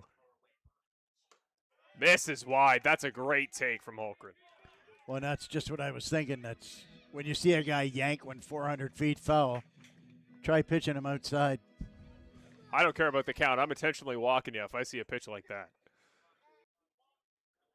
2-2, 2 outs, 2 on. Here's the pitch. Takes it low, and Golko. Quick yell of frustration there. He knew he missed that one. And Holmgren was fooled on that pitch. There was no swing at that pitch. He gave it the old rear end out to make it look like it was inside, but the pitch was actually low, and just trying to sell it to the umpire just to not get rung up there. It's a valuable walk with Cass behind you. What does he do on 3-2? Swings at that one, keeps it foul. This one stays alive. Now pitch number 7 incoming. Yeah, and another really good grind out at bat by a Brantford hitter. Runners will be off with the pitch. Infield will have to throw it across to first. Golko in his first inning of work. It's taken him 30 pitches to this point. Yeah, they're giving him a workout, aren't they? Full count. Runners go, up in the air, should be playable. Out over the third baseman, ranging back is Ross. Turns around on it. Calling him off is LaRue, and they very nearly made contact, but the shortstop does make the catch. And what was almost a huge collision on defense. But Ross defers to him. They're having a chat there on the way back just to get on the same page. The Brantford Base Invaders doing a really good job there to keep it alive and put one more up on the board. More runs than hits, and you don't say that a lot about Brantford baseball. The Base Invaders lead 7-1 here at Brantford through 7 innings. We'll take a quick break, and when we come back, we'll take you the rest of the way here on Brantford Red Sox CBL Baseball presented by Mr. Lubin Tires. Don't go anywhere.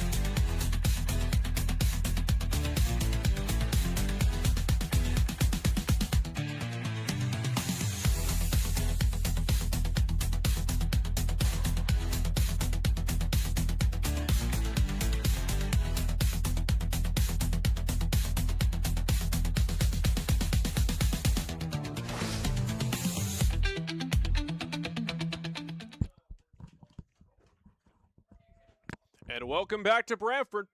Find ourselves in the top of the 8th here as the Base Invaders make their debut with the new brand. And looks like this new brand's got some success to it. 7-1 leads Brantford over the visiting Toronto Maple Leafs. Both teams fighting, in the case of Toronto, to avoid staying at 11 wins. Brantford's looking to win their 11th.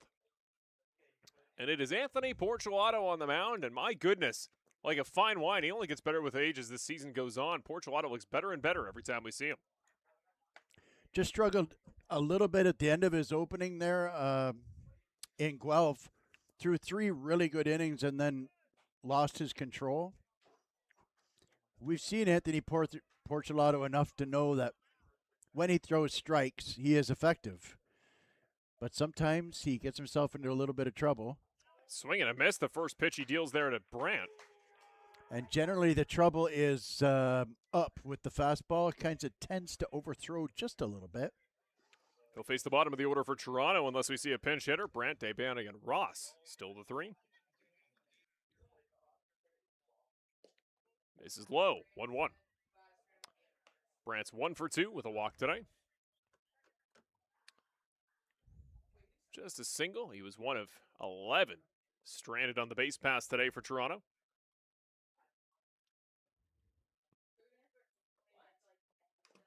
Gets a piece of it with the bat. Down foul. Makes it 1-2.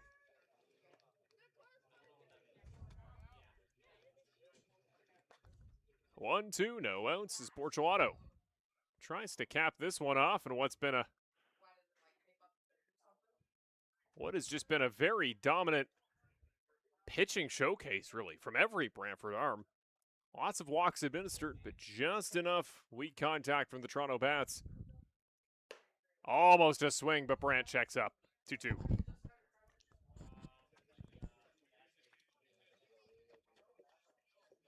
Might be a big opportunity there. Nobody warming up in the bullpen behind Porcelado.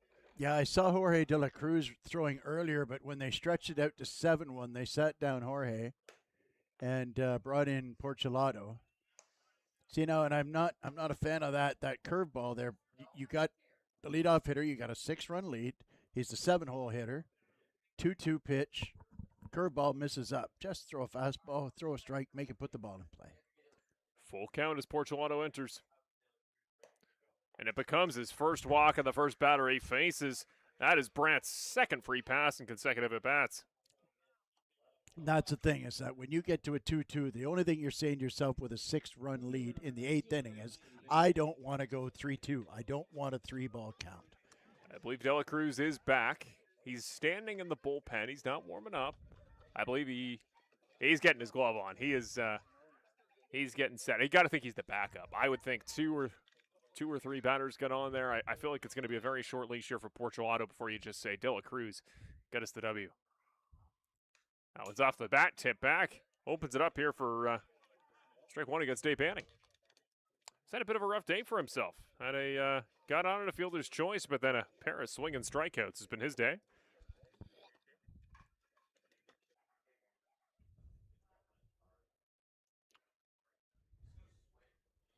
Deal 1. That one is struck, lasered right at the right fielder, and Watt will get it on a 1-hop for a single. Dave Banning gets on the board with his first hit of the day. Yeah, I can live with that. I can live with a base hit. It was a nice piece of hitting by Dave Banning. Inside out of the pitch, got a line drive out into right field. That you can live with. Up comes Spencer Ross once again. Again, he's been on twice and looking for a third. He was finally struck out his third time up. He looked dominant there in the 9-hole. Brandon LaRue got on at an error. Other than that, no hits for him as of this point in the ball game. LaRue is now on deck. Will come up for his 5th time. So we've got to the point. The Maple Leafs hitters should be warmed up, but rare you see that, Brian. 5th time through the order, and only 1 run to show for it. Well, testament to the ability of the Brantford pitchers to get out of trouble. Way up high, nicely caught. Savage has been the unspoken hero behind the plate today. I tell you what, he's been doing the go-go gadget arms thing several times, especially remember when Serrata came in and he did some incredible stuff. I agree with the sentiment there in the YouTube chat. No lead is safe in the CBL. This is still a big spot for Porcelado. That one is up and into the fencing. Nearly kills a moth. The bug infestation always seems to be worse on Friday nights. I shouldn't say infestation. There's just lots of critters floating up and around the lights. We've had a couple of scary nights. Our guy Ryan Kennedy's usually our man on the National Geographic cam on first base. He's off tonight. Nice pitch. Oh. Not according to the home plate umpire, who gives it a ball there to Spencer Ross. Just a bit down.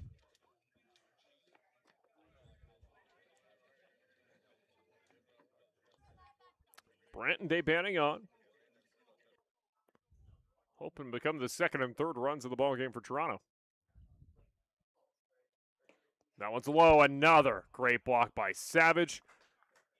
And the bullpen catcher is heading back out. I think they're going to start Re-warming up Jorge De La Cruz. 37's going to start throwing any minute now.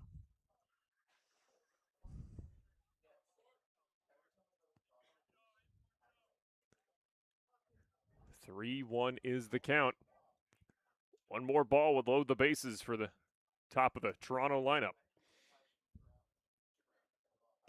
Nice pitch there. Very nice pitch. Gets him on the far side to make it a full count for the second time since Portulato joined this ball game.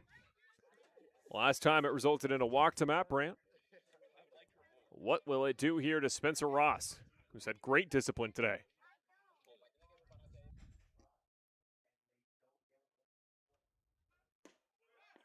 They're going to give it to the batter, Spencer Ross.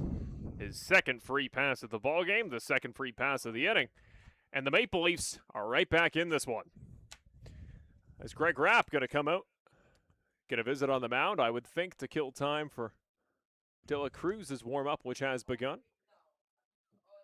This has been the Achilles heel of the Brantford pitching staff all season long, and now you've got a situation where even if you do get LaRue off, you've got Yasiel Puig coming up with the bases loaded.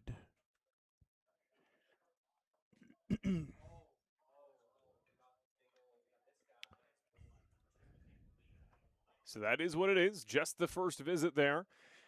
They're going to leave him in the ball game. Portulato needs to lock this one down. You wouldn't even mind, I think, if you're Brantford, just a long at-bat here. Just at this point, it becomes a game of time. De La Cruz is warming up in earnest there. You just want to get him in this ball game as fast as you can, especially to face Puig. A 6-out save is a lot to ask of anybody, and Jorge generally is a one-inning guy. But you have to believe that when 66 is on deck, LaRue nearly goes around, checks up, and Portulato barely misses high to make it 1-0. Barring a double play here, you got to believe that I'm just not sure why the corner infielders are in, though. I don't know why they're in. 6-run lead. There's no reason to be in. Oh, that is absolutely clobbered to left field.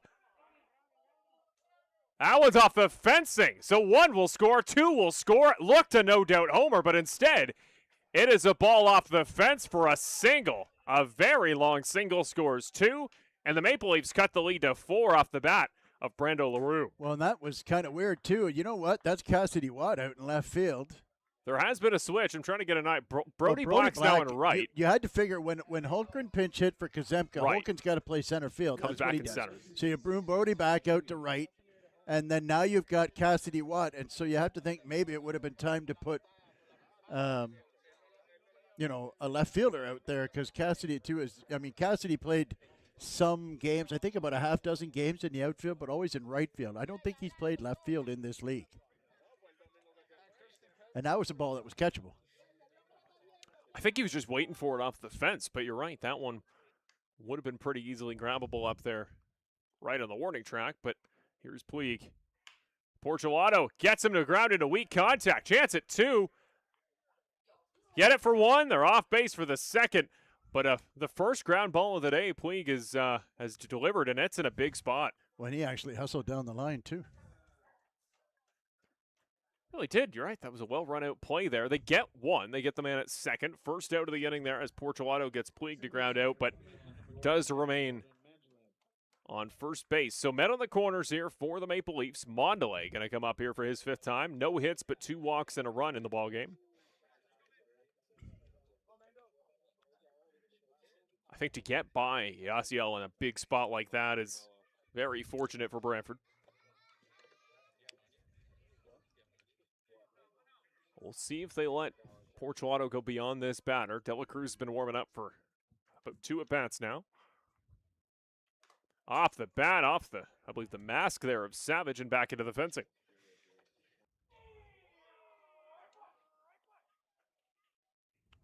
That's what we talked about earlier. There's just been a lot of patience at the top of the order here for Toronto. Only the 1 hit from any of the top 3 in the lineup, but 4 walks. LaRue got it on an error. Just a lot of patience, a lot of long at-bats in this part of the order. 0-1 becomes 0-2 as he gets the call on the far side. Portulato Really testing the far side against Mondelez.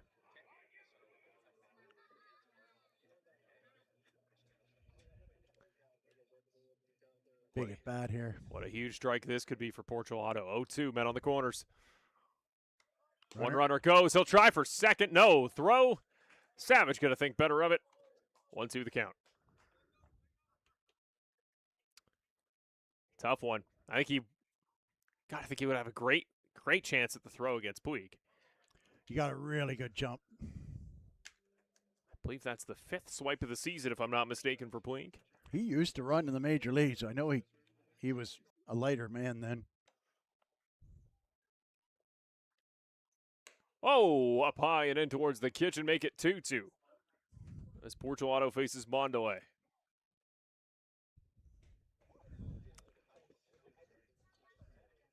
Again, very good chance this might be the end of the night for Portualato. We'll see if they bring in De La Cruz.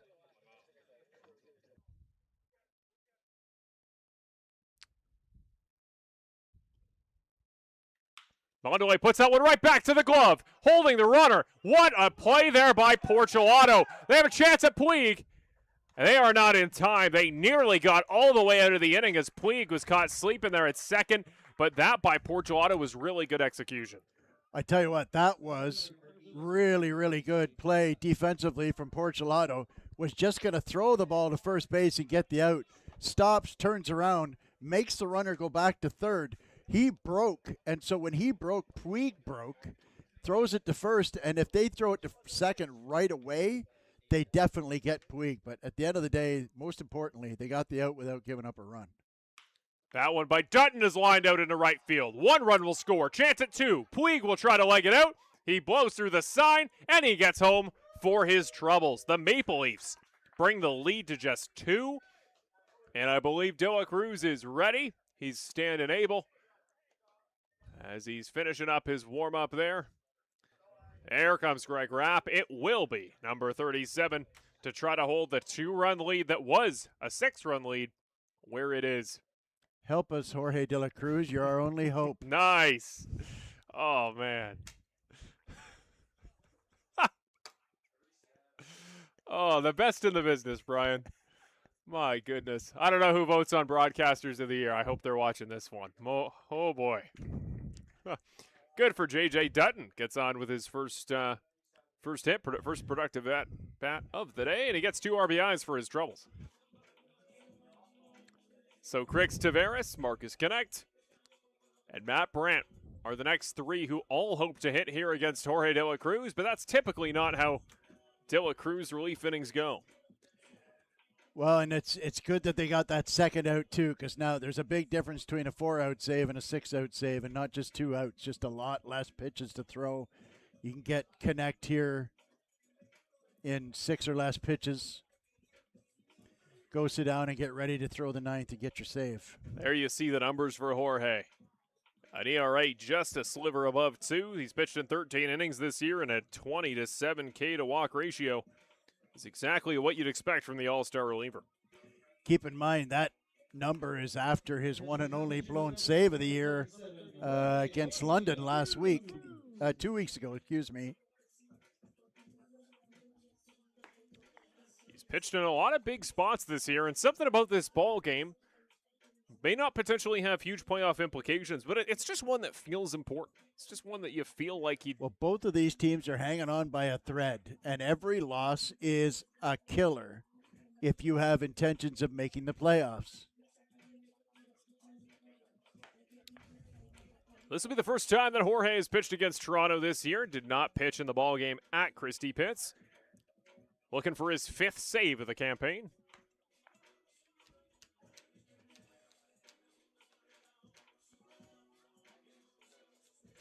Once again, we thank you for joining us. Let's take a moment to thank our sponsors for a final time before we wrap up here on Friday night as we get into the last likely 2 half innings. If you're a Brantford Red Sox fan, you certainly hope it's that many. First of all, I want to thank Mr. Lubin Tires, the official title partner of the Brantford Red Sox broadcast and here on Game Day. We thank them, their official car service, car maintenance provider.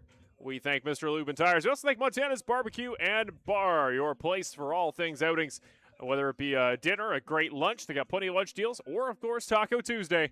Don't miss Montana's Barbecue and Bar here in Brantford or elsewhere. We thank Popeye Supplements for their support of the broadcast, the official supplement and health supplement provider of the team. And finally, Terry Summerhays' team on behalf of RE/MAX Realtors. I also want to thank, of course, Game Ready Training. And don't forget about those Brantford Red Sox summer camps. I believe 2 more weeks left in the month of August for your kids to get involved in baseball fun. Here's De La Cruz. First pitch a heater that misses just outside. 1766. Had a nice chat with Jorge before the game. I asked him how the body is. He says he feels great. He's only pitched 13 innings. He's fresh, ready to go. If anything, just a little bit stale. That one's up high and wide again. Tavares takes 2 to open it up. Tavares struck out last time. So did Connect, who's up on deck.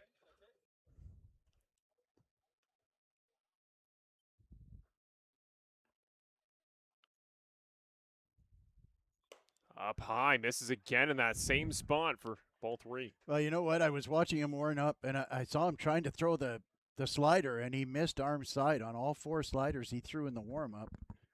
And so, like I said, I mean, it's not like he doesn't know the mound. He's played here a couple years. Just a little rusty because he hasn't thrown here in 2 weeks. Gets it in. On the bottom side, the breaking pitch finds Pater, 3-1.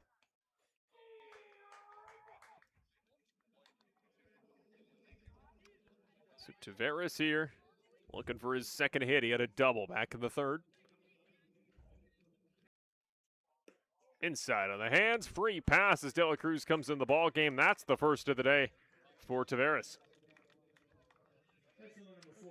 And with Connect coming up, they've gone through the order here in the 8th inning, and what a time to do it for the Maple Leafs. 3 walks in the inning. Yes, indeed, 3 walks, and that makes it an even 10 for the day.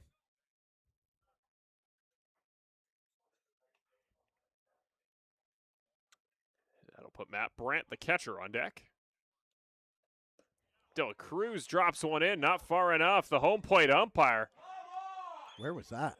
I don't know where that one missed, but it missed somewhere. Ball 1.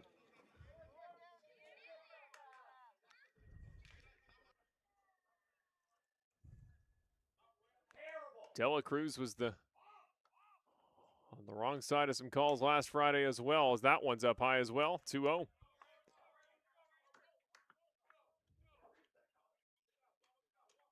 That is 6 balls to open it up here and only for De La Cruz. Relatively uncharacteristics of what we expect from him. Gets it on the far side. In for 2-1.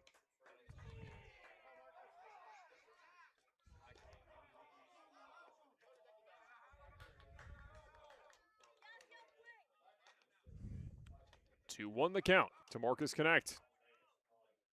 Inside, I think it hit him as he went around. They're going to say it hit the knob of the bat. Ball, yeah. It was very close. 2-2.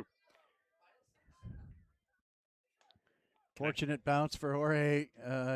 Ball was inside. Would have been 3-1. This is a very big pitch. One massive swing from Connect could put the Maple Leafs ahead. One massive strike could get De La Cruz out of the inning. Runners go. Drops in. Where the throw. going? Got him in plenty of time. What a snipe by Andrew Savage on the attempted steal by Dutton. That might be the worst piece of base running I've seen all season. He chatted with him. Savage and Dutton were going back and forth a little bit as Savage walked off there. That was pretty awesome there on a great run throw. at first base in the 8th inning, and you're stealing third on a lousy jump, man. That is, as I often say when I'm managing a ball club, we accept all donations. He got back in the good books with a 2 RBI single to Dutton after the trio of strikeouts, but that is a very big spot to make that mistake. So we head into the bottom of the 8th. Like we say, you can never have enough of a lead. The Red Sox going to do their best to open it up and extend their advantage as they try to set up De La Cruz for the 9th inning. There you see the scores around the league. That game is done in London. The Cobra Chickens tonight hold the Welland Jackfish to just 1 run. And they're a team, Brian. I know it's often against the best squads. They face the best pitchers. Welland gets held to under 3 runs a lot. It's kind of big games, off games, but they always tend to find those big games against the right teams. And the Hamilton Cardinals lead 8-5 there at Bernie Arbor over the Chatham-Kent Barnstormers, who, reminder, we're going to see on Sunday. And that is Travis Key's 6 shutout innings. Wow. Off the couple Jackfish. of errors, uncharacteristic errors of Welland, 2 unearned runs scored in that. That's the difference in the game.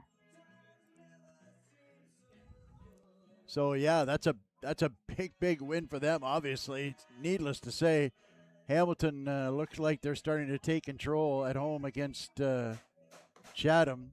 That gives London first place now, and the benefit there is Hamilton winning as well, getting their 22nd win if they can hang on to that lead. And the Hamilton Cardinals up to the 3 seed as well there. Barry now finds himself in the back foot after leading a big portion of the early stages of the season. Yeah, they are seemingly not quite the same team as they were, but like I said, just never count out a Barry Baycats team. Josh Matlow always has them ready to go in the playoffs. So it's Big Cassidy Want, Lefebvre and Cantor, the 3 to open up the bottom 8. And it's Golko and a ball that goes there to Brant, rolls out of his glove, make it 1-0.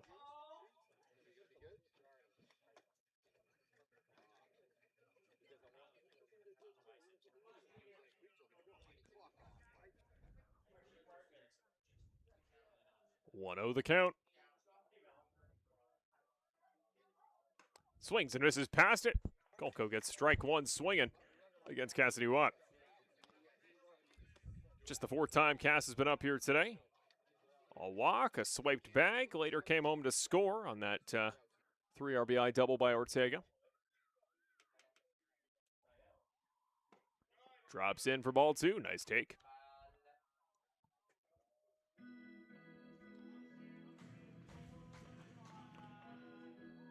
Very well put there in the chat. No lead is safe. That's why the Brantford Base Invaders, they could desperately use more runs.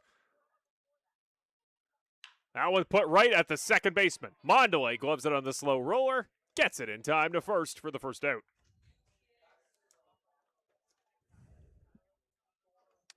Which will bring up Lefebvre. Lefebvre indeed will be the next man. Bottom of the order as Jacob Cantor is now on deck. So looks like the offensive replacements are done for the night. At least unless we go into extras.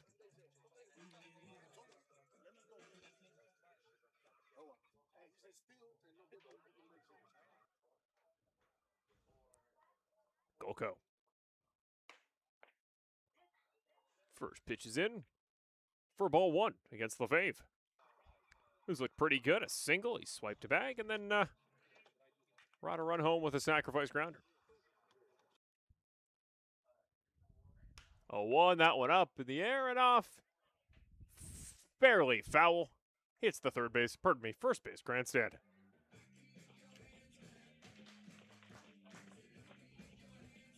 So Lefebvre, Cantor, they love to see black with the Base Invaders because he's been quite productive, especially in his last 3 at-bats, getting on in each of them. 0-2 from Golko. Up in the air, keeping it alive is Lefebvre on the foul ball.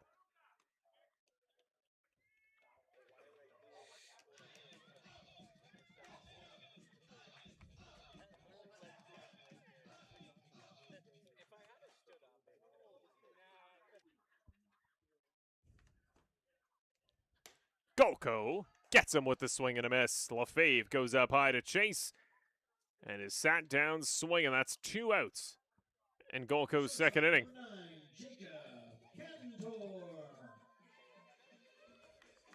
Which will bring up Jacob Cantor.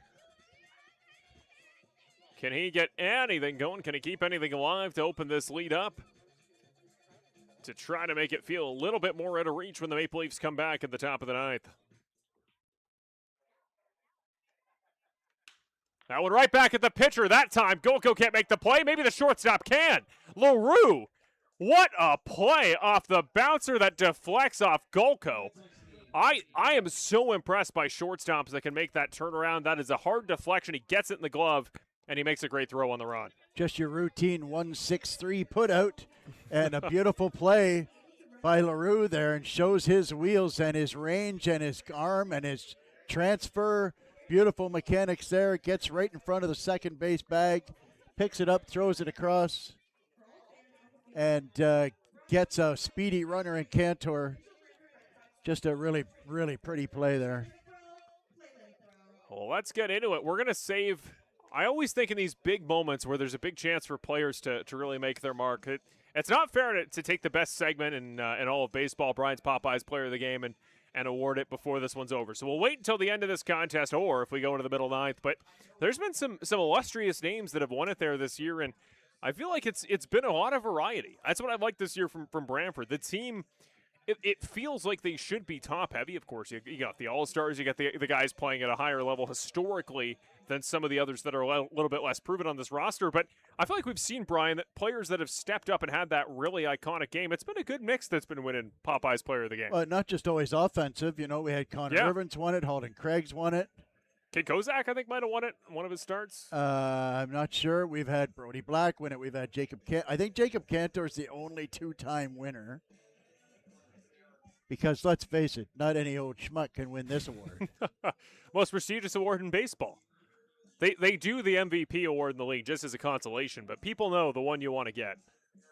I think Brian, it's going to start bringing players to Brantford because you can't really win it if you're not a Red Sox. I think we're going to bring players in. Yeah, you suggested maybe giving it out to guys who for the other. No, man, no. It's a Brantford only award. Maybe a guy like Tyler Dunk. It's like, man. Tell you one guy who's certainly going to get an honorable mention is Halden Craig, who came in and pitched 2 innings of relief with 3 strikeouts. Yeah, for sure. For sure. It's a rare spot for him to come in before Porcelato, kind of those middle he's not innings. Usually in by the 5th inning. He's, when he is your highest leverage guy who not getting a save opportunity, and yet still has a save, if my memory serves me. Brantford has used a lot of pitchers. The man on the mound, De La Cruz, I believe, is the 5th to come in tonight. Yep. Doing the quick count. No, it'd be 6.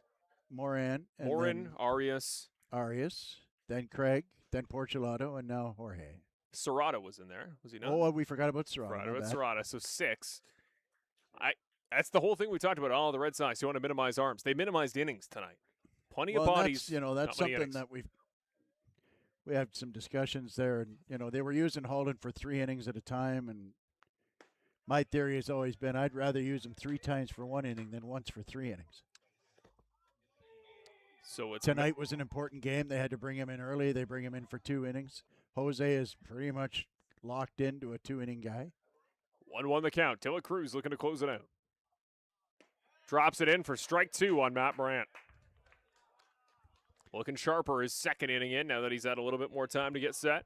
Yeah, that's that nasty splitter. That's the one pitch we didn't cover in Brian's little grip education program, but frankly, you need hands bigger than mine to throw it anyways. That one tipped foul. Keeping it alive is Brandt. Brandt, Day, Banning, and Ross. It's the bottom 3 for the Maple Leafs, who will try to be the heroes to set up LaRue and Puig.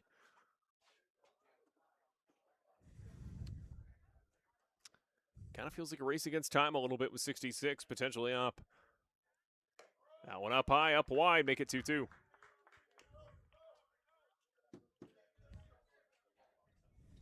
Yeah, if Puig comes up, he will definitely be in a situation where he can, at the very least, tie the game.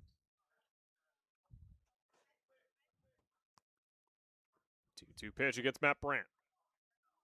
Up in the air, out to left. Might be catchable. Ranging forward. Cass makes the catch. First out of the top of the 9th. The Base Invaders just 2 outs away. And the new Brand's debut.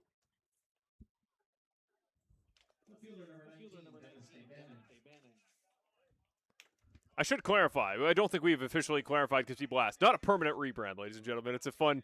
A lot of teams do theme nights around the league. Brantford, we don't tend to have too many, but don't worry. This is not a permanent rebrand for the Red Sox faithful. Dennis Day Banning.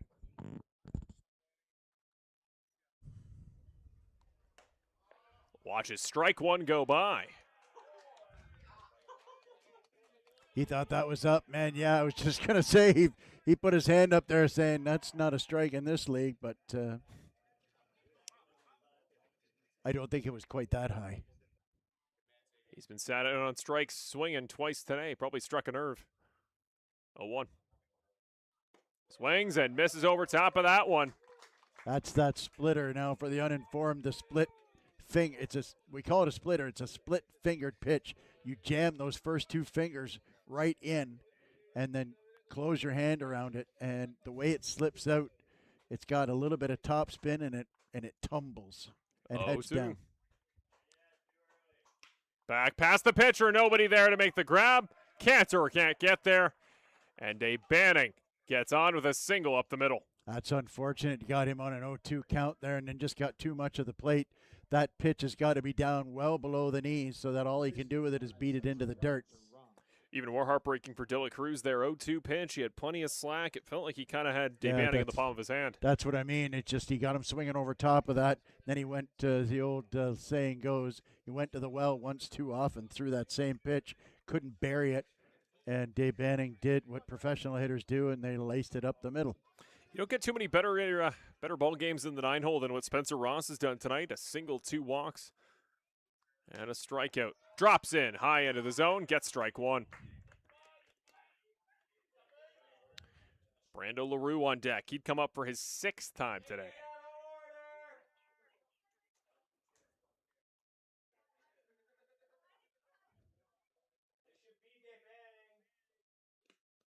Bounces away, misses wide. Make it 1-1. So Day Banning off on first. Brant flew out to left earlier in the inning.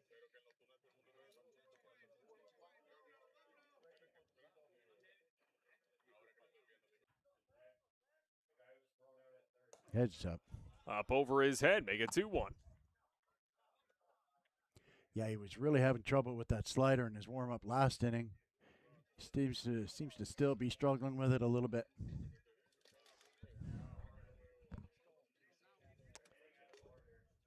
Two one is the count. That one is put right back. Chance at the double to end the ball game. 1, try or 2, can't get it in time. He legs it out. Spencer Ross keeps the ball game alive with his legs. Point's been brought up by the scorers as we see LaRue come up a 3rd time. I was curious about it. Marcus Connect never got sat down in the 8th inning. There was a run. Remember that throw there to Detton out at 3rd. Connect was never actually sat down, and he didn't start this inning. So Toronto skipped him in the order, accidentally went to Brant to open it. So the 6th spot never hit. We've wrapped around early to LaRue and Puig.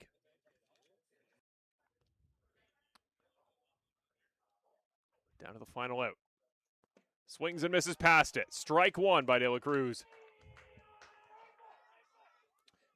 Puig is on deck, but 37 looks to have a chance to get out of it just in time.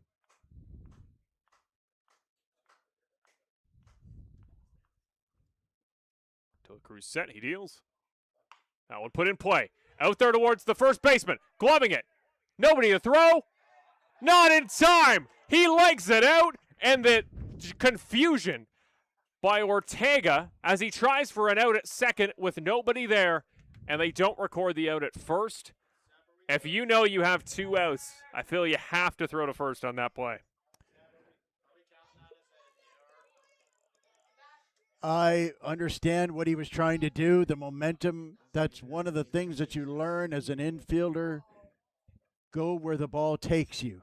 So he had a lot of momentum going towards second base. But picked up the ball, looked, and decided he didn't have time. And then I don't know whether the ball was late. Ball goes away. A passed ball will advance the runners. It's now Dela Cruz facing Yasiel Puig with runners on second and third. Now you walk him. Now you put him on. You have to.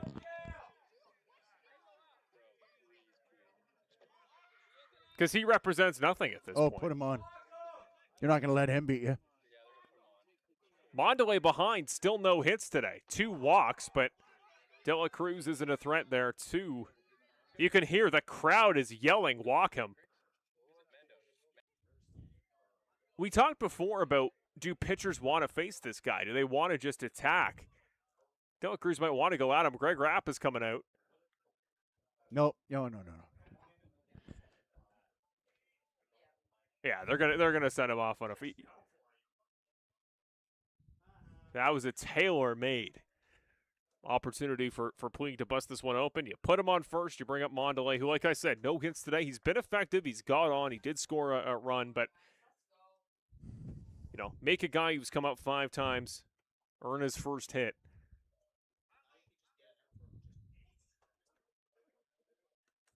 Jordan Mondelez is a fantastic ball player, but he is not a former major leaguer. Well, the power potential, I mean. Well, Mondelez can hit one out too, but again, he ain't Yasiel Puig. So the intentional walk is Puig's 22nd of 2026. And here comes Mondelez. Bases juiced. The Maple Leafs have 1 out remaining here in Brantford. Hard to believe that 5 outs ago this was a 7-1 ball game. That's a great point. First pitch. Inside and low for ball 1. Jorge is just missing a lot of pitches arm side there, and that's when you're asking for a pitch on the outside corner. If he has a propensity to miss arm side, then arm side is the middle of the plate. This is a dangerous situation here. Swings over top of 1. Evens it up at 1 apiece. Having said that, the splitter is the great equalizer. 5 at-bats tonight for Jordan. No strikeouts in any of them.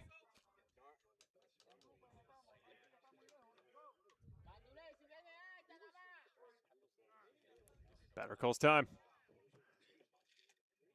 The tension's ramped up, and Mondelez is going to keep it going even longer.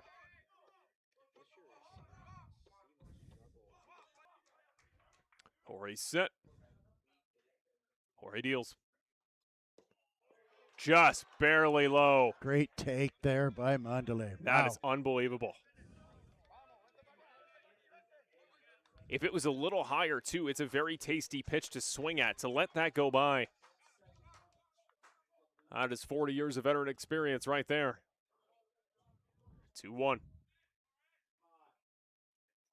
That one is put in play. No. Out into center. 1 run around. The throw in from Holmgren. Not in time. This is a tied-up ball game. That's a check swing base hit. That is unbelievable to make contact there. Mondelez, the hero. This one is tied. All because of a little ground ball that we can't get it out on. That's very frustrating if you're in the Brantford dugout. This game was over. And it's kind of been a microcosm on the season, hasn't it, Marshall? Just a case where if something can go wrong, it will. Well, we find ourselves in a big spot for both sides. J.J. Dutton, 1 for 5 today. A trio of strikeouts, but the one hit did score 2. Dela Cruz misses wide for ball 1.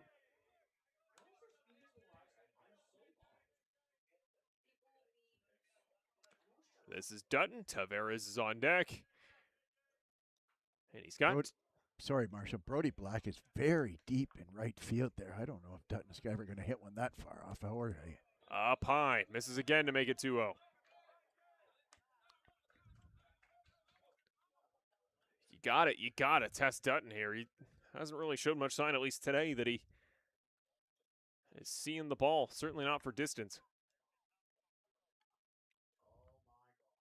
2-0. Swings and misses past it. Make it 2-1.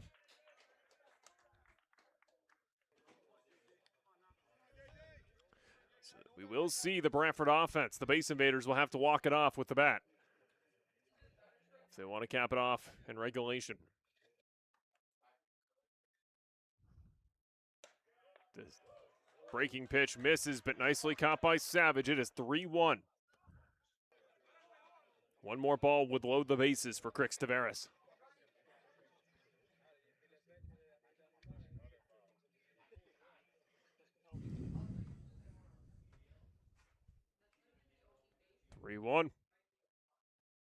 Swings and misses past it. A big strike as De La Cruz looks to get into it with a tie ball game. Can the Maple Leafs take the lead into the bottom 9? Can De La Cruz hold it where it is? Full count, 2 outs. We will find out.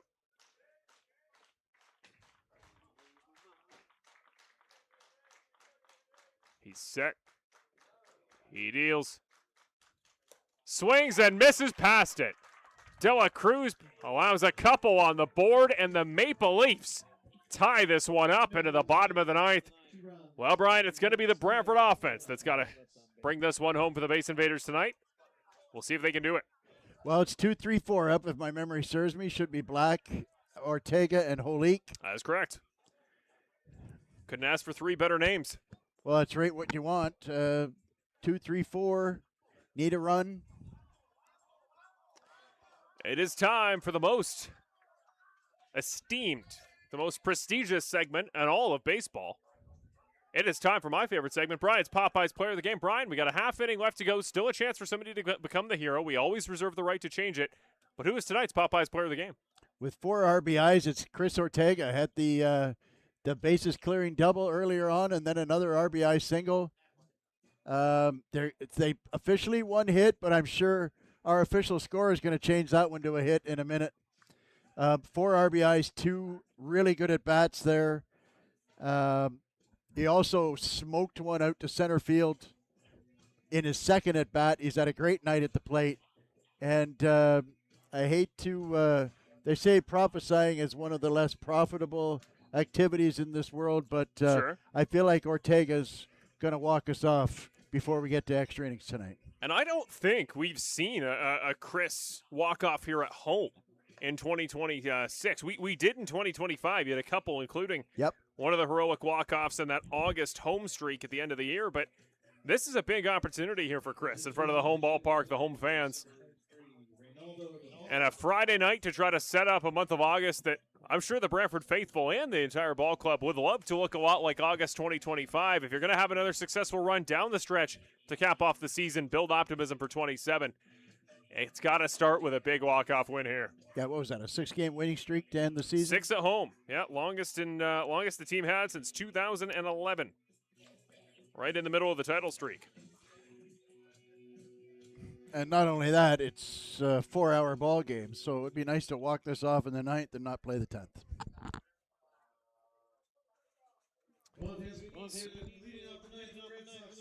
So it is Reynaldo de Paula, the man on the mound there for the Toronto Maple Leafs.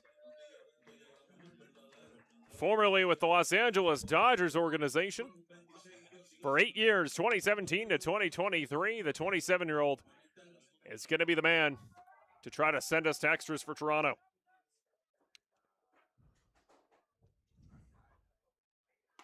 Brody Black watches strike 1 go down the middle.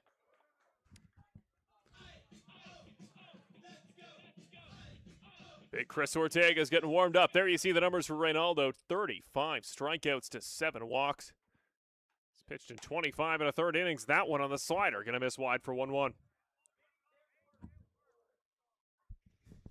Like I said, 8 seasons he spent with the Dodgers organization. Swings and misses on a big hack. Nearly got a piece of it. Freeze! Everybody clap your hands. So like we said, Black, Ortega, Holik. If we get down as far as him in the order, Savage would then be 4th. Who will be the hero for Brantford? This is high. 2-2 and a nice take by Brody.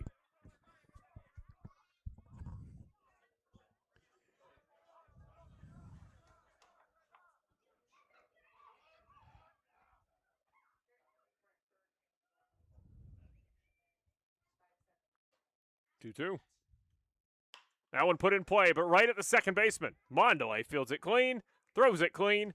First out of the bottom of the ninth. Nice pitch there. Just got it in his kitchen. Got soft contact out to second base. Easy ground out.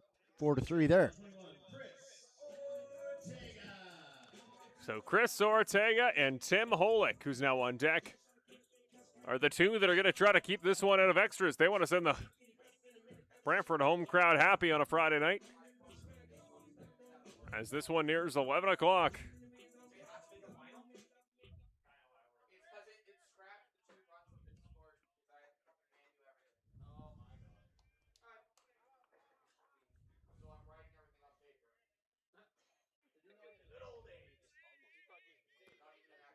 So one out after the ground out by Brody Black.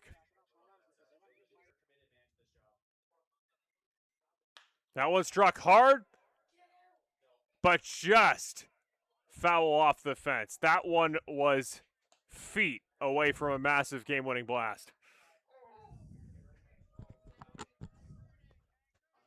That's Chris's third absolutely smoked ball. That's gone foul.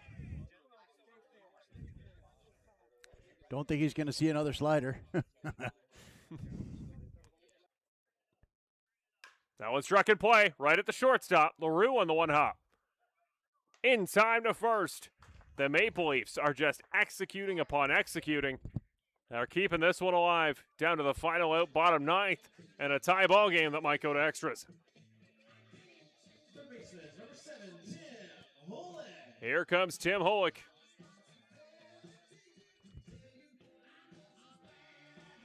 Oh for 4 here today.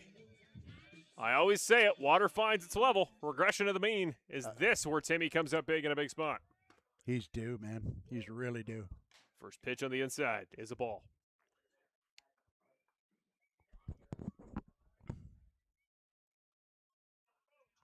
DePaula. Deals. Misses well wide. Nicely grabbed by Brant. Brantford dugout's getting loud. They can feel the energy here. Don't want to give a guy like Holick a hitter's count.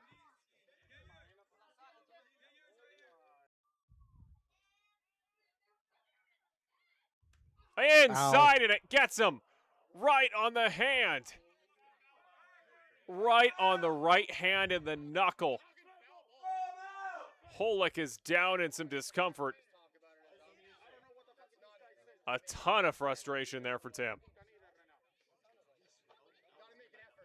He's up, he's ready to go. He's going to walk off onto first. A hit by pitch.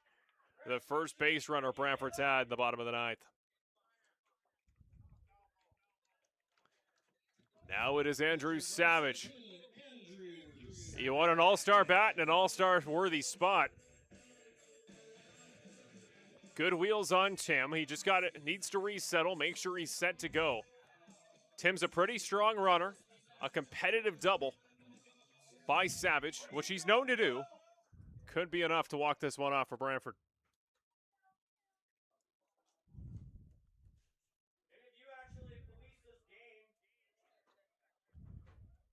So Savage, Brantford hopes Ian Antone, who's now warming up, may feature in this inning. Still a little bit of discomfort for Tim. Well, that's 90 plus right in the knuckles, man. That's going to leave a mark. The trainer's going to head out to take a look at him.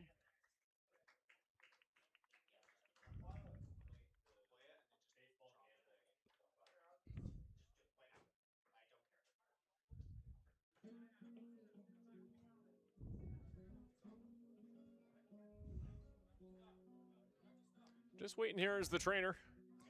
Well, and that'd be a real shame if there was an injury there for Tim. He's battled through some stuff already this year with his hip and what have you, and he's going to need a runner, I think. They will, yeah. I think it's Charlie Towers. Charlie Towers, yeah. Good pick, fast legs. And a collapse for Tim Holick as he exits the ball game. And a heartbreaking spot. He finally gets on base for the first time. And unfortunately, he won't get to run for hopefully the game winner.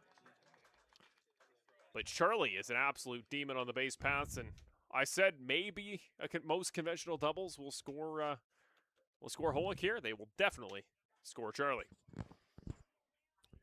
Well,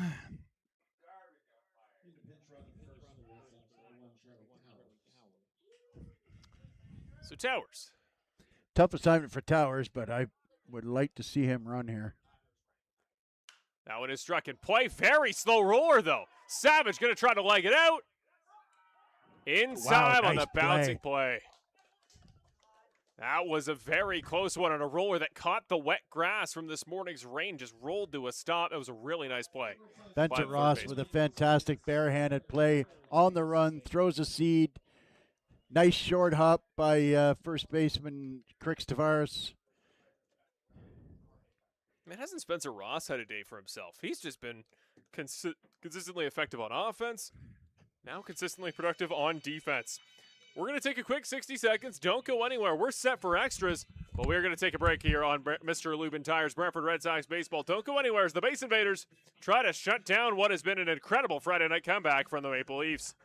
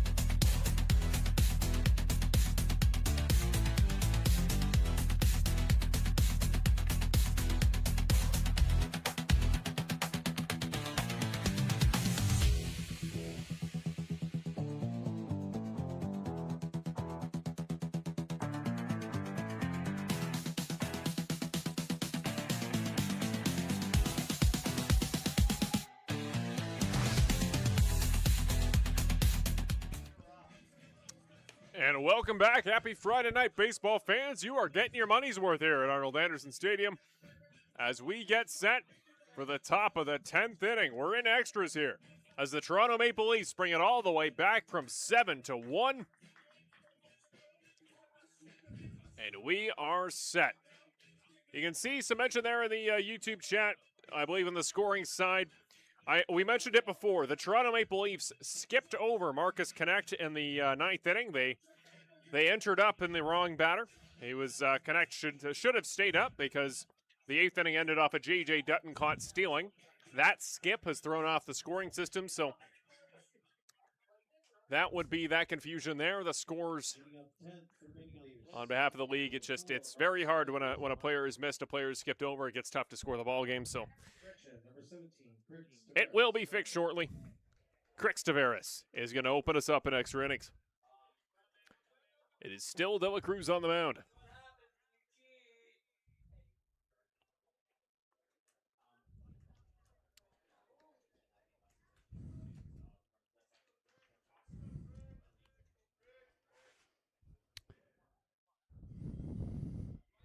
Showing bunt. Misses high, misses wide. Now remember, ladies and gentlemen, the extra runner, extra innings rule. There is a man on second for the Maple Leafs. You see him there in front of your picture. So Tavares, his job gets a little easier. Shows bunt again. Misses high and wide. Does De La Cruz to go down 2-0.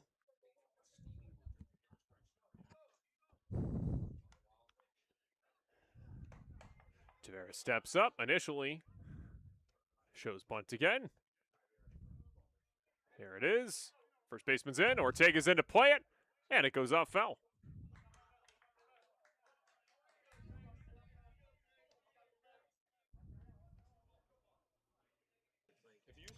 The count is 2-1.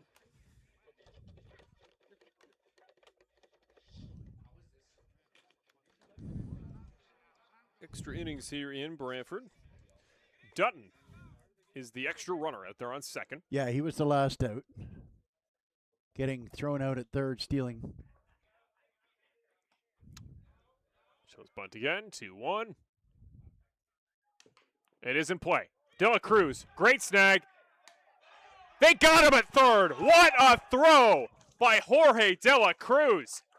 He can throw him straight, but he can throw him to his right as well. That was a great spot, right on the money, out leading it in front of Holick to make the swipe. Pardon me, not Holick, but what a play. Charlie Towers out there now, I believe. I think Ortega may or have maybe it's AJ Carosis. Oh, I'll it have is to wait till he Carosis, turns thank you. around.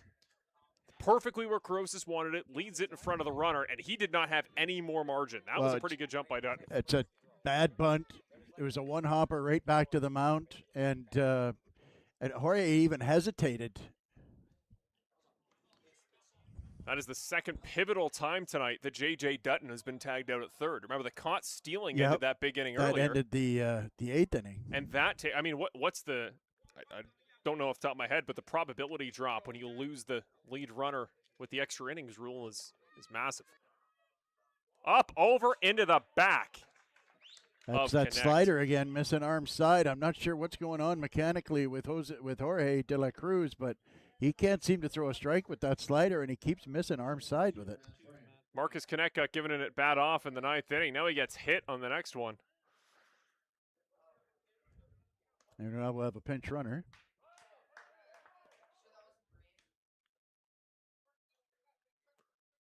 For not for Connect. No, you're right. Yeah, the lead runner.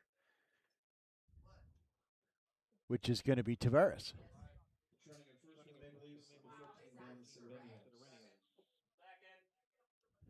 So Sidorenios is going to come in. Ben Sidorenios will sub in for the lead runner. So it's himself and Connect on the base path. So 1 out. Matt Brandt puts that one right at second. Try for 2. They got him! This one is over on a play at second base. That one is a huge, huge inning out of it, where the Maple Leafs put a couple in play. They had that lead runner, and that is a massive spot to get out of there. The stress for the Brantford faithful is removed by a couple great plays, and the offense now has a chance to finish it off. Well, I tell you what, the defense for Brantford shining in the 10th inning. First, Jorge De La Cruz jumps off the mound and nails Dutton at third, and then the line drive to Lefebvre, and good heads-up play by Cantor to get to second base before the pinch runner. And, you know, we talk about it all the time when we're on the field. Line drive back on a rope is the term I use. Your first motion, when you see a line drive, your first motion has got to be back toward the base. Right. It doesn't matter if it gets through and you don't score. What does matter is if it doesn't get through and you were headed toward the different base. So another pitching change for Toronto here, and Brantford has an opportunity to win this game with a runner at second base, which I think is going to be Savage. Now the question is, will you pinch run for Savage? You got Cassidy Watt out there in left field. So if I get my quick manager's cap on, you can pinch run for Savage. I don't know if Jorge De La Cruz, like you're intending, if you got to go back out for the 11th, Jorge Cruz is not likely going to be that guy. So here's what you do. You pinch run for Savage. You bring Cassidy Watt in to catch. You give up your DH and put Ian and Tone out into left field and put the pitcher in the batting order in place of Savage, who will not be up until 9th. It's tough math because for me, the math comes down to Ian and Tone is the guy behind him. And it just comes down to the profile of what kind of hit do you expect? What do you think Ian and Tone can do at the plate? I got to think he comes up, he's going to be patient. If it was a guy that is going to be a no-doubt threat for a single, just put something in play, I think I would want to sub Savage. Because I think there's a very good chance that Ian and Tone and Watt. Now, they may be out of bench players, though. That's the only thing against us, because they've already used Towers. They've already used Carosis, we saw there on third. Carosis. They've already used Hultgren, and they've already used Lefebvre. So they may be out of bench position players. Now, to answer your question, here's what Ian and Tone does. He swings away. Make sure you pull the ball. Yep. All you got to do is pull a ground ball. And that runner ends up third. If you happen to pull it through, then obviously you're in a driver's seat. He's showing bunt. He does bunt right up in the air. Just out of the reach. I think Brandt, if he hadn't stumbled, makes a play on that. but he trips as he tries to get to his feet to make the play. You haven't asked Nick Einentone to bunt all season long. I don't ask him to bunt here. I say swing away, pull the ball, hit it to the right side, and you advance the runner easily. You have an all-star at the plate. That could be an easy threat for a double. You don't need a double. Anything at all goes to the right side that isn't a pop-up, and Yeah. the runner advances.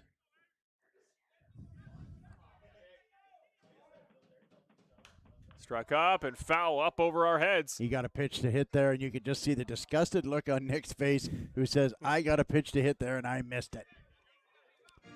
We always ask, is appearing on Brantford Red Sox Report a good omen or a bad omen? We'll see what it is right now. Most recent guest of today's debut episode looks at 0-2. Oh, and it's tipped back. Foul. Keeping it alive at 0-2. Nice job fouling that off. That was a tough pitch. Good velo from Florentino on the mound. He's come in here in the 10th.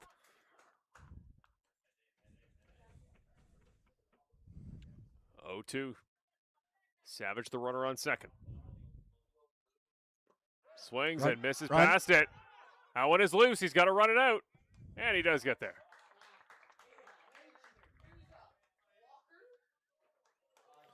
So Walker Holmgren comes up with a big opportunity for a very big home moment. He's had one at home this season, Brian. Wouldn't he love another? Yeah, absolutely. Then that's, I tell you what, been watching that guy Einentone play all season. That's 3 strikeouts for him tonight. That's not something we have seen from him all season long. Entered the night with 9 on the season. He'll leave with 12. First pitch. That was struck right at the second baseman, but it bounced off the chest. They'll get the out there at first. They've got the runner to third. Cassidy Watt has a chance to be the hero. He just needs a ball in play. And the base invaders can walk it off. If he doesn't, we're going to the 11th.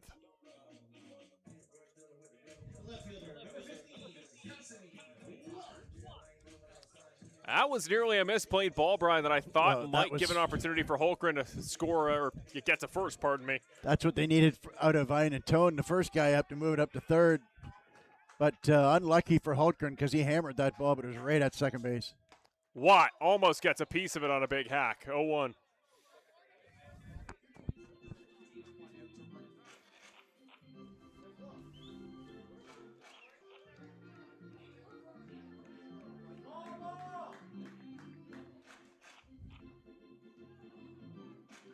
A little bit of a breeze has come here through the field at Arnold Anderson. 0-1. Gets a called strike, too.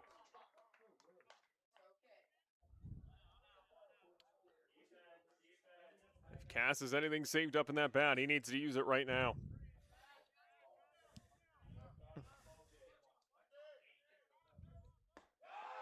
Called strike 3. As Florentino puts it by him, we are going to the 11th inning. Florentino comes in and deals a pair of strikeouts. And Holmgren grounds out to complete the trio. Well, that was an eventful 10th inning, wasn't it? And just a bunch of bad luck offensively. The Leafs had the first bad luck. They got a frozen rope, but it went right at the second baseman.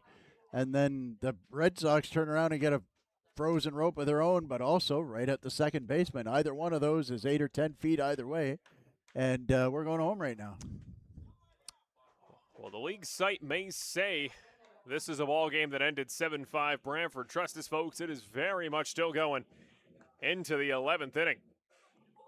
Big Flo, as he's called there in the chat. Great inning there and a big spot in relief in a ball game that I think Brantford came into it. They were ready to use plenty of pitchers. I don't think the Maple Leafs are expecting to have to deploy as many arms as they've had to stay in this ball game and with a chance for a win. Well, I tell you what, if you're thinking that walking in, you're not watching what's going on in Brantford. Brantford isn't at 10-21 because they can't hit. Brantford's at 10-21 because they give up 9 runs a game. So they give up 9 runs a game and they still have 10 wins. So, you know, you better be ready to go. And like I said, the Maple Leaf Brain Trust weren't ready for the quick tiring of their starting pitcher, So and it cost them a couple of runs. We'll see what other substitutions have been made for Brantford when they return on offense. Lefebvre, Cantor, Black. Well, like I said, I'm pretty sure they're out. Yeah. So it's going to be Cassidy Watt going to second base, and Lucas Lefebvre up 9-1-2. Yeah. Well, we got to see where they've slotted Carosis, because we haven't seen him come up on offense Carosis was in yet. for Holik in the 4-hole, because Towers ran for Holik, and then Towers, you're right, was subbed for AJ. And AJ came in for Towers. Well, I parrot the sentiment we just saw there in the chat. The CBL is amazing. Yes, indeed. On nights like tonight, it is. And it's the catcher. It's going to be Matt Brandt, who is out there to pinch run on second, or to run as the extra man in the extra inning. So here's the thing now. You've got Dennis DeBanning, who is a power hitter. I'm not sure how many times he's been asked to bunt either. But a right-handed hitter, I'm not sure what options you have here other than bunting. Look at this now. He was ready. Dela Cruz and Ortega were running out to attack the bunt. They don't need to. It misses for ball one. Well, and that's an interesting situation because you've got a right-handed hitter. And now look at to see the shortstop, Cantor, who is basically right behind the base runner. And so if he decides to swing away and pulls the ball, which he's not, he's bunting. Ortega comes forward. The bunt goes foul. Off into the dugout. You know, so we're seeing guys now in extra innings being asked to bunt that don't normally bunt. Yep. Ryan and Tone for Brantford. Because the data typically says you Tavares. move him to third with the out, right? It makes more sense even than the best hitters swinging, which Yep. I don't know if I always agree with, but it's what the data typically says. Ortega comes forward again. She'll bunt, misses again to make it 2-1. This is a situation here where he's showing bunt early, allowing Ortega to get right into his kitchen here. He can practically take the ball right off the bat. So you just got to throw a strike and let him go ahead and bunt it. 2-1, man on second. He does bunt. Finally, rolls foul. 2-2. You can't get it fair, and that is, people say it all the time, professional baseball, and you can't get a bunt down. But, I mean, you see it all the time at this level and higher, where guys, you'd think it's not the easiest thing in the world to do, but it is a skill that can be practiced very easily every day they take BP before every game, and you can lay down bunts before you start swinging the bat. That's what we used to do. That's what anytime we've ever taken BP, you were always asked to get a bunt down each baseline before you're allowed to swing the bat in BP. It's a disservice to the great bunting talents that don't get enough respect. Here's the 2-2. Now it is once again put foul. Dave Banning doing a good job keeping it alive, and he's now swinging at everything.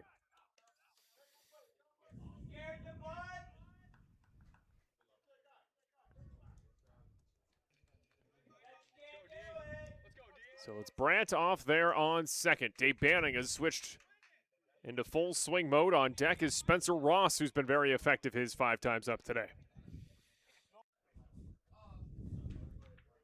The Maple Leafs trying to break the tie. Here's the 2-2. Inside on the hands, just barely left of third base. And keep in mind, too, that if any one of these 3 Leafs gets on base, you know who's coming up. It's a very good point. Puig now just 3 batters away. Probably goes without saying for a Red Sox game, but there is nobody warming up in the bullpen for Brantford. I see somebody standing, but I believe it's an arm that's already come in the game. Well, I don't know who else is dressed, to be honest with you. You're right. They've used 6 pitchers. 2-2. Just high.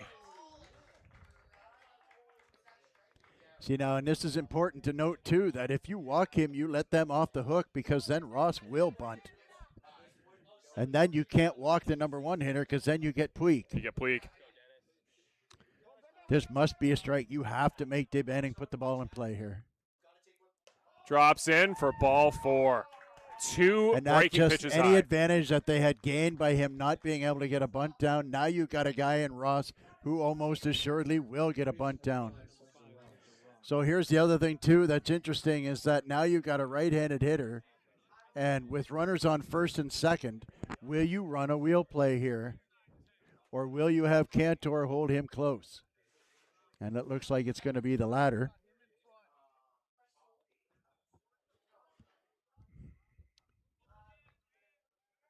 So we'll see. This is the 4th attempt at getting a sacrifice bunt down, most likely. He does show bunt. Ross does bunt. De La Cruz gets to the ball. Well, No out anywhere. That's over the head of the third baseman. A Maple Leafs runner will score, and the roadside leads it 8-7. He rushed a throw that wasn't going to be in time anyway. And the Maple Leafs have come all the way back from down 7-1 to lead 8-7 in the 11th inning. So Ross is on with the bunt. And now they won't bunt because then that just puts an empty base out for them to walk Puig. And there's still nobody out, and that is just hard to believe that he does like that. Jorge didn't have 3 guys yelling at him 1-1-1-1-1 because he picked it up and threw it to third when he had absolutely no chance to get an out. Why? No, it's enough. Well, low, it gets away. And both runners advance as Brandon LaRue comes to the plate for the 7th time.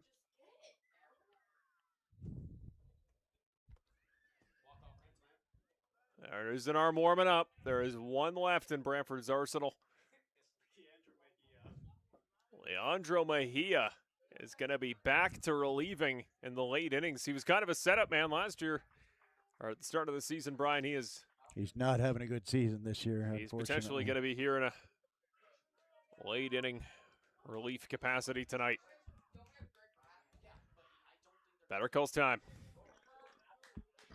Now, 1 run in and of itself is not a disaster because you get a runner to second base.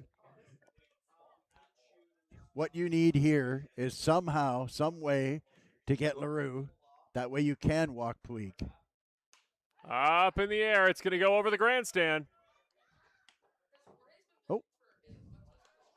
Comes down and rolls away. It goes foul to make it 1-1.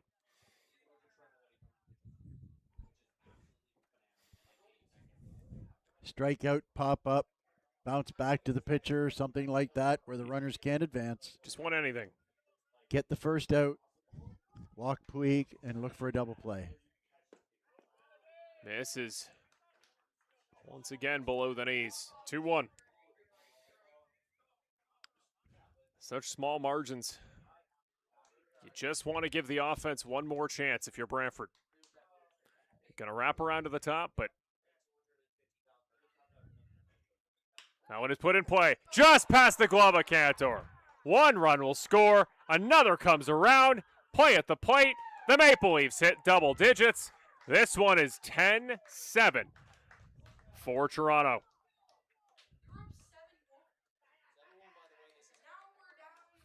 A 9-run swing. It was 7-1 all the way back to 10-7. Still no outs here. And the top of the 11th. And here comes Yasiel Puig.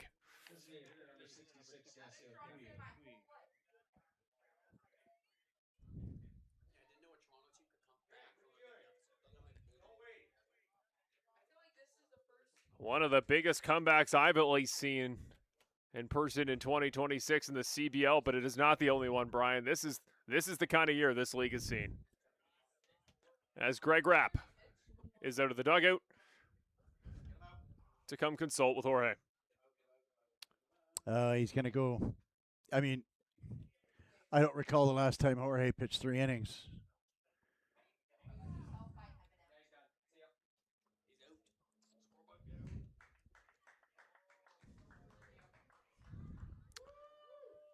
So Leandro Mejia will come in for Jorge De La Cruz, who enters a ball game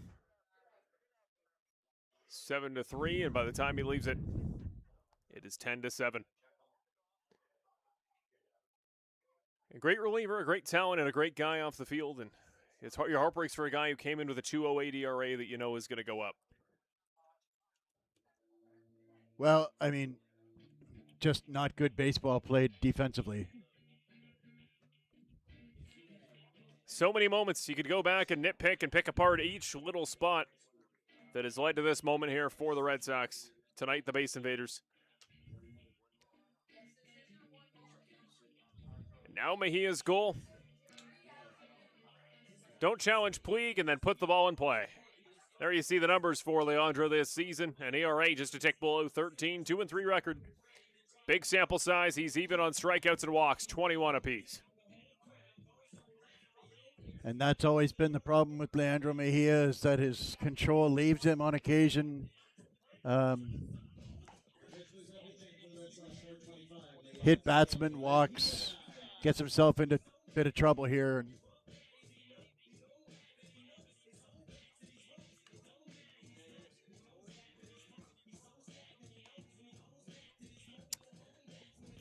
Take a look here. I don't believe Brantford can deploy any other pitchers here tonight. Yeah, Noah Law is active. Technically, Connor could dress, but I think you save him for the rest of the weekend. Well, Armitage is supposed to throw tomorrow, and then Connor's supposed to throw Sunday. What's the latest Canadian Baseball League game of all time? There's been a post-midnight playoff game at Christie Pitts. There was a post-midnight game here we had this one here season, 2 ladies weeks and ago, gentlemen. on a Tuesday, no less. We had a Tuesday night game go until Wednesday. We had a ball game end sometime around 12:30 here in Brantford earlier this season. Who did we play? Was that London? It was London. That was the mess here. That's right. That was the bench clearing brawl, weird fan game. We cleared the benches anyway. The less I think about that game, the better. But yes, to your question there, Russ in the YouTube chat, it happens a lot here in Brantford. I got a funny feeling that 3 or 4 of the top 5 longest games of the year have happened in this ballpark. I don't have empirical evidence there, but maybe one of the Jack Couch games. I do know that I did see the stat that ball games in this park are the longest of any in the league. By 20 minutes. And by 20 minutes. To the next team. They're pitching to Puig. Watches the first pitch low for strike one.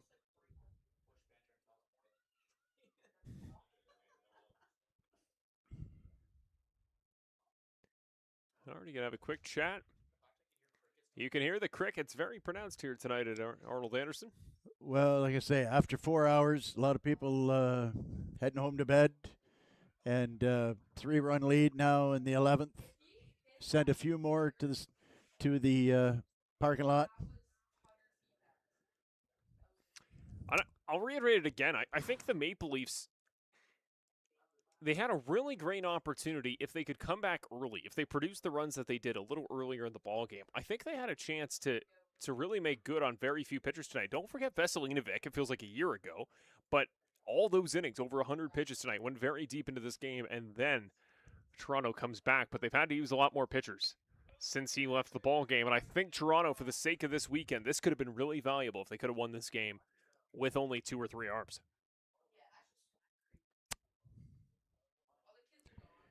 Any consideration of making a push for playoffs is a long shot, to say the least. 1-1. That one put up in the air, back over the second baseman. Puig is out on a little blooper up over the head of the second baseman, which will bring up Mondelez.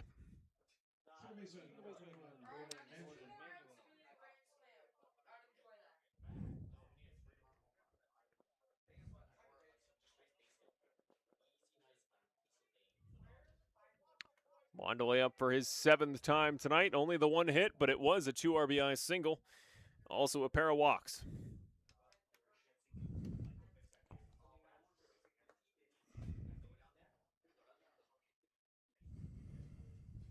The pitch. Shows bunt, doesn't bunt. Right down Main Street. Mejia doing a good job putting the ball in the zone. Not sure what that was about.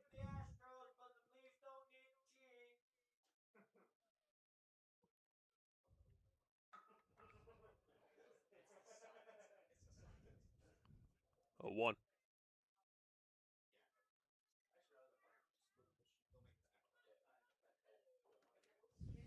Now it is put in play. Out.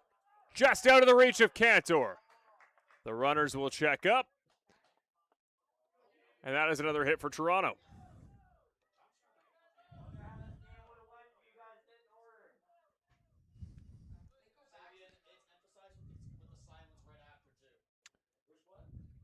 Which will welcome up J.J. Dutton, who, unfortunate quantity of strikeouts for him tonight, but he's had plenty of opportunities and it does have 2 RBIs, which were very crucial.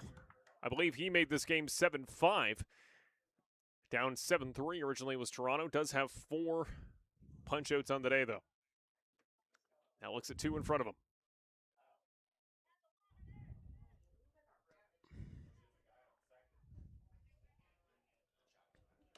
Inside. Nicely caught by Savage. 1-0. Boy, he's going to sleep well tonight, Savage. He's been diving all over the place there. How many pitches? 300 pitches? 250 pitches? You'd like to see him get the day off catching on Sunday. Well, they play tomorrow, don't they? Oh, They're in Chatham tomorrow. Home and home against Chatham, you're right. Yep. Get a nap in on the bus.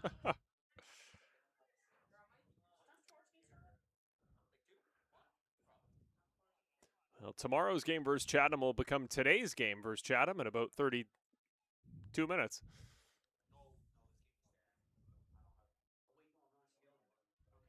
(1-0), 2 on. Inside again. Ball 2.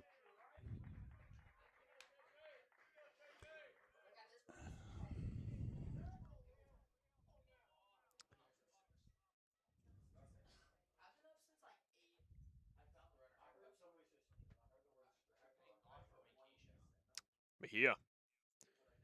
Full deal. Gets him. First strike 1.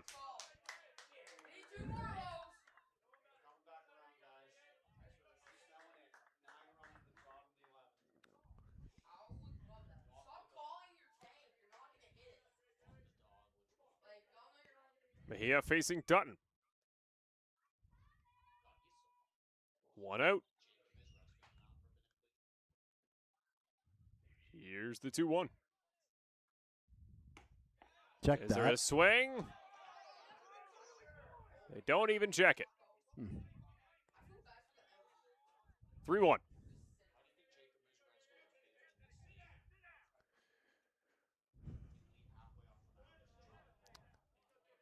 Crix Tavares is warming up.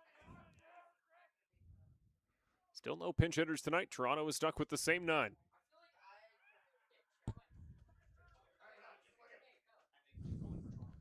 3-1 pitch. Gets it on the far side for strike 2.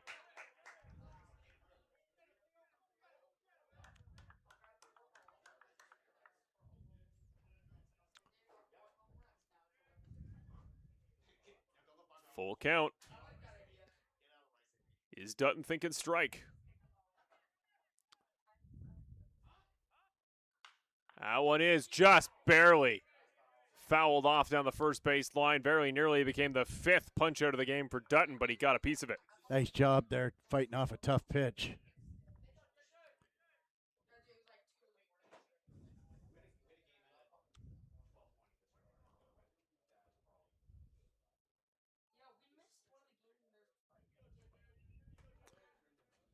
We will see finally a pinch hitter for Toronto, the first different bat to sub in here. Looks like it'll come in for Tavares. They pinch ran for Tavares, actually. It's a good point. It's Ben Sidorenios, who will come in to hit.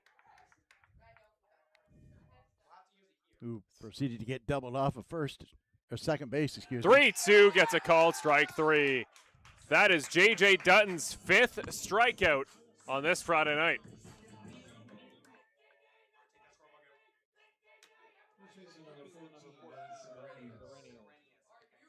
So Ben Sidorenios will make his debut here tonight. There you see the numbers. 355 in a small sample. 11 hits, only 3 RBIs. But he's been effective in his limited appearances this year. First pitch in for a strike. Mejia's found his spot, and the Maple Leafs are not swinging. Well, kudos to Leandro, who's, like I say, has had trouble with his control this year and seems to be throwing fairly well. I don't want to put the gooch on him or nothing, but he looks pretty good tonight. He steps off. They quickly check the runner at second, but no play. Just a reminder, that's LaRue out there on second. That is Mondelez out there on first.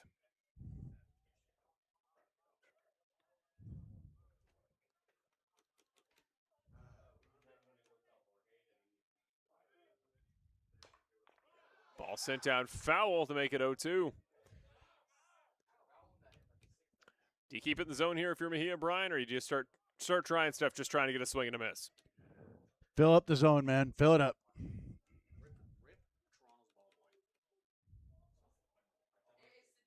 Yeah, the young man ball boy for Toronto still active, still doing the job. Still getting some hustle out of him, absolutely. It's a late night for that young fella. It's past my bedtime. Got to imagine it's past his. 0-2, 2 outs, 2 on. Sidorinios doesn't swing, and the ball misses wide for 1-2.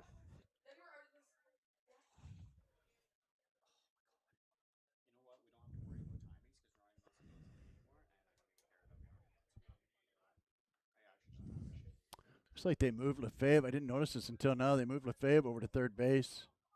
Put AJ at second. Runners go. No call. A pair of swipes as Sidorinios remains at the plate 2-2.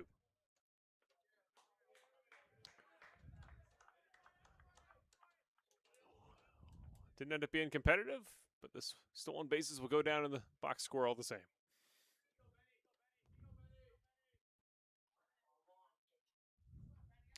Mejia. 1 strike away. Misses wide. We have a full count.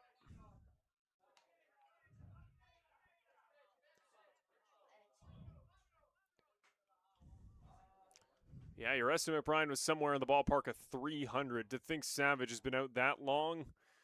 We had that brief sun delay, but he's been on the field in game mode for over 4.5 hours. On his sent back foul. Sidorinios is his only appearance he's made tonight. He's trying to make the most of it.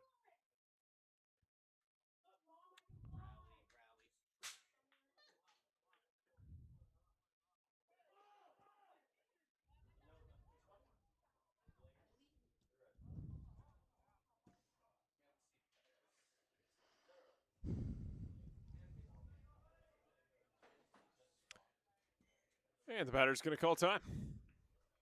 Wow, this has gone right down to a stop, hasn't it, this game? Nobody in a hurry.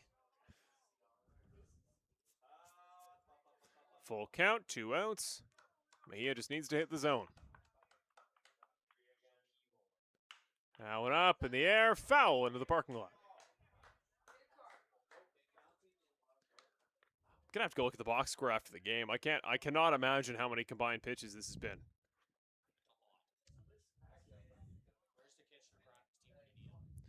Again, this is the 7th time through the order for Toronto.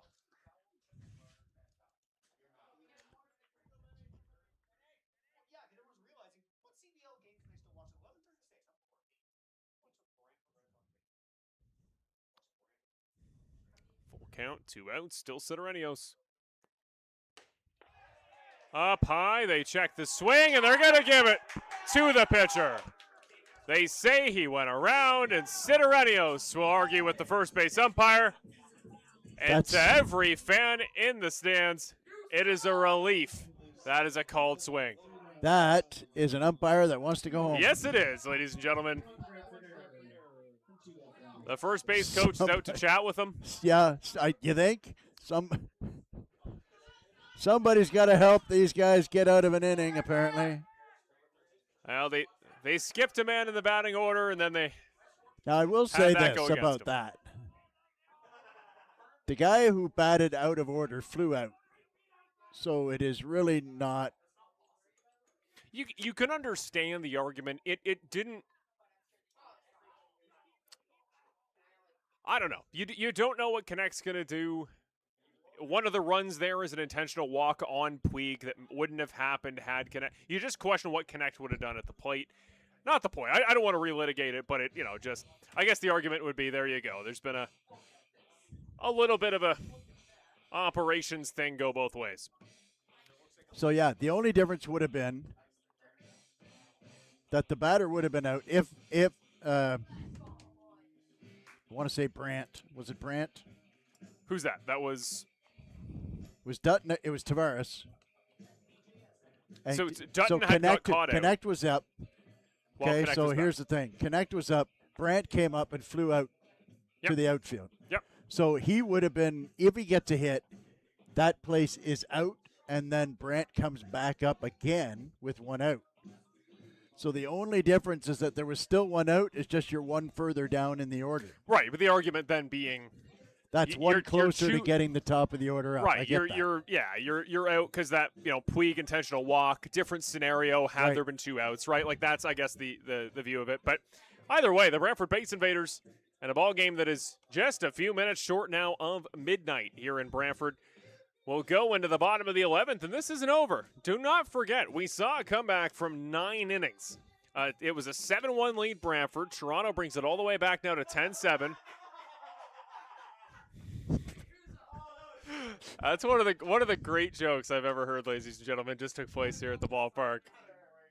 Not even sure we need to. I'm not sure we're allowed to repeat that one, but Oh. All right, Lucas Lefebvre, Jacob Cantor. the late hour has not dulled the wits of the Brantford faithful. That's all I can tell you. Of the gentleman in the scorer's booth. Here we go. That one is struck out to left field. That is smacked into the glove of the left fielder. Dave Banning will make the catch, but Lefebvre, that's the hardest hit ball he's hit in a while. That's Yeah, if the he cleared the furthest. fence. Could you imagine if that would have been? That's about the only thing this game's missed is a home run from the 9-hitter. A home run from both sides. Doesn't it feel like we had one?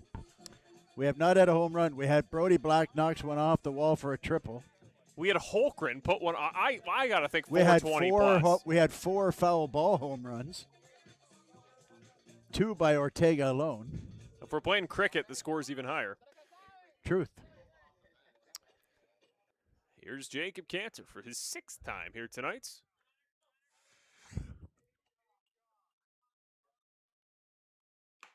Swings and misses past the first one. Florentino back on the mound.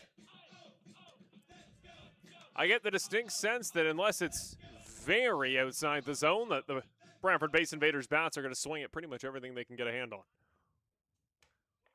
They don't swing on that one. Takes it for a really nice ball. I would anticipate the Brantford hitters having professional at bats because that's what they get paid to do. 1-1.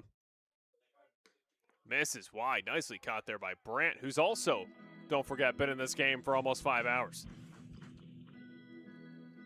It is hard to stay He sharp. just got about a half-hour break, though, after the last inning. It's true. And I'm not sure I'm exaggerating. That may have been a half an hour, That's a good half point. inning. Inside on the hands to make it 3-1. Right now, you're just thinking about Tim Holick and hoping he's okay. 100%. Anytime you see a guy get one in the hands, man. He's a fighter. To see him come out of the ball game and replacement for a pinch runner means it's pretty He's scary. a tough dude, man. That one struck out into left center. Might find the gap if it gets over the shortstop. It does! That's going to bring a runner around. He checks up and takes the stop sign. Men on the corners on the single by Jacob Cantor. And just like that, the tying run comes to the plate. And who's up to bat? And It's it's the Brody meat of Black. the order. Brody Black and Chris Ortega. If we watch a ball game, I did say about an hour ago in the bottom of the 9th so 3 that batters Chris ago. Ortega was going to walk this game off. You did. The great, what was your thing? The great provocator, something. Prophesying as one of life's less profitable professions. We got more action in the Toronto bullpen, much to the chagrin, I'm sure, of the Toronto Brain Trust. Yeah, whoever's out there throwing probably didn't think they'd be warming up at 11:45. Runner goes, going to try to swipe second. He will swipe second. It is Cantor with his second swipe bag of the day. Last time he swiped a bag, Brian, he did later come home to score on it. If he does again here, Brantford's in a good spot. Not his best slide, though. I don't know. You know what? He had plenty of room, so he didn't carry. It's like he couldn't decide at the last, like he wasn't planning on sliding, but he slid anyways. Black sends that one out to center. There's no way that goes. Oh, my goodness! This one is going to be close. Off into the triple. Yes, he's on third. In time, as he just misses the fencing. Brody Black with his second triple of the game. You don't see that too often, ladies and gentlemen. The Red Sox could be one swing of the bat away. And what was it you said, Brian? Not saying it. Not saying it. Here we go. From 7-1 to 10-7. Back to 10-9. Another ball hits the fence. No hops into the fence. That one just missed. Yep, that's 10 feet from a tie game, man. And it took a lot for Brody to dig that one out for a triple. Here's Chris Ortega. Misses and here's the important part. Again, Brody Black busting it out of the box, thinking three the whole time. How big a difference is it between him on second and him on third? Because now a fly ball scores him. One out. That is a great point. That one is up in the air, very high. Wow. How far will that go? That was caught. He can't tag up. That is a huge spot. He just missed that. That's a shame. Here is Charlie Towers in placement of Tim Holick. This could be the signature moment of that man's career. And one of the great, you're right, one of the great ironies is that a guy who has been on the bench for the last week and a half or so is in the game because of injury and now up here. Bottom 11. Down one. On a deciding at bat. Towers swings at that one. Out into left. Will it be caught? It's out of play, though. It's out of play. It's out of play. It's out of play. It's past the fencing.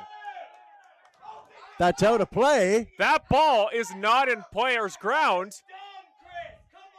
That ball's out of play.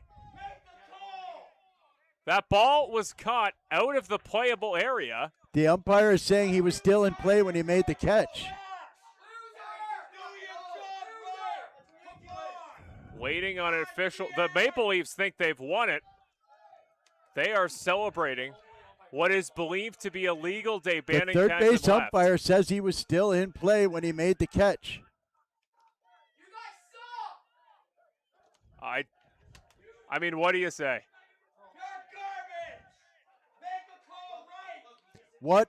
Okay, first of all, what a catch. I mean, so let's get to that. What a ridiculous grab. I hope we saw that. Dave Banning lays out on a sliding grab on an incredible catch that looks to have ended the ball game. But he is a few feet pre-slide past the line out in. So here, for those of you that don't know, here at Arnold Anderson, there is a line that indicates what is fair territory. You cannot make a catch outside of fair ground down both field lines. The catch is made outside of that playable line, and the umpires appear to have called it the end of the ball game.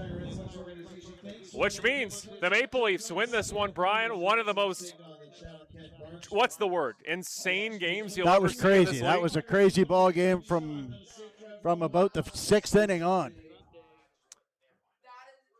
That's going to cap What it an off. Absolutely crazy ball game that was, man. That's you no watch words. enough games.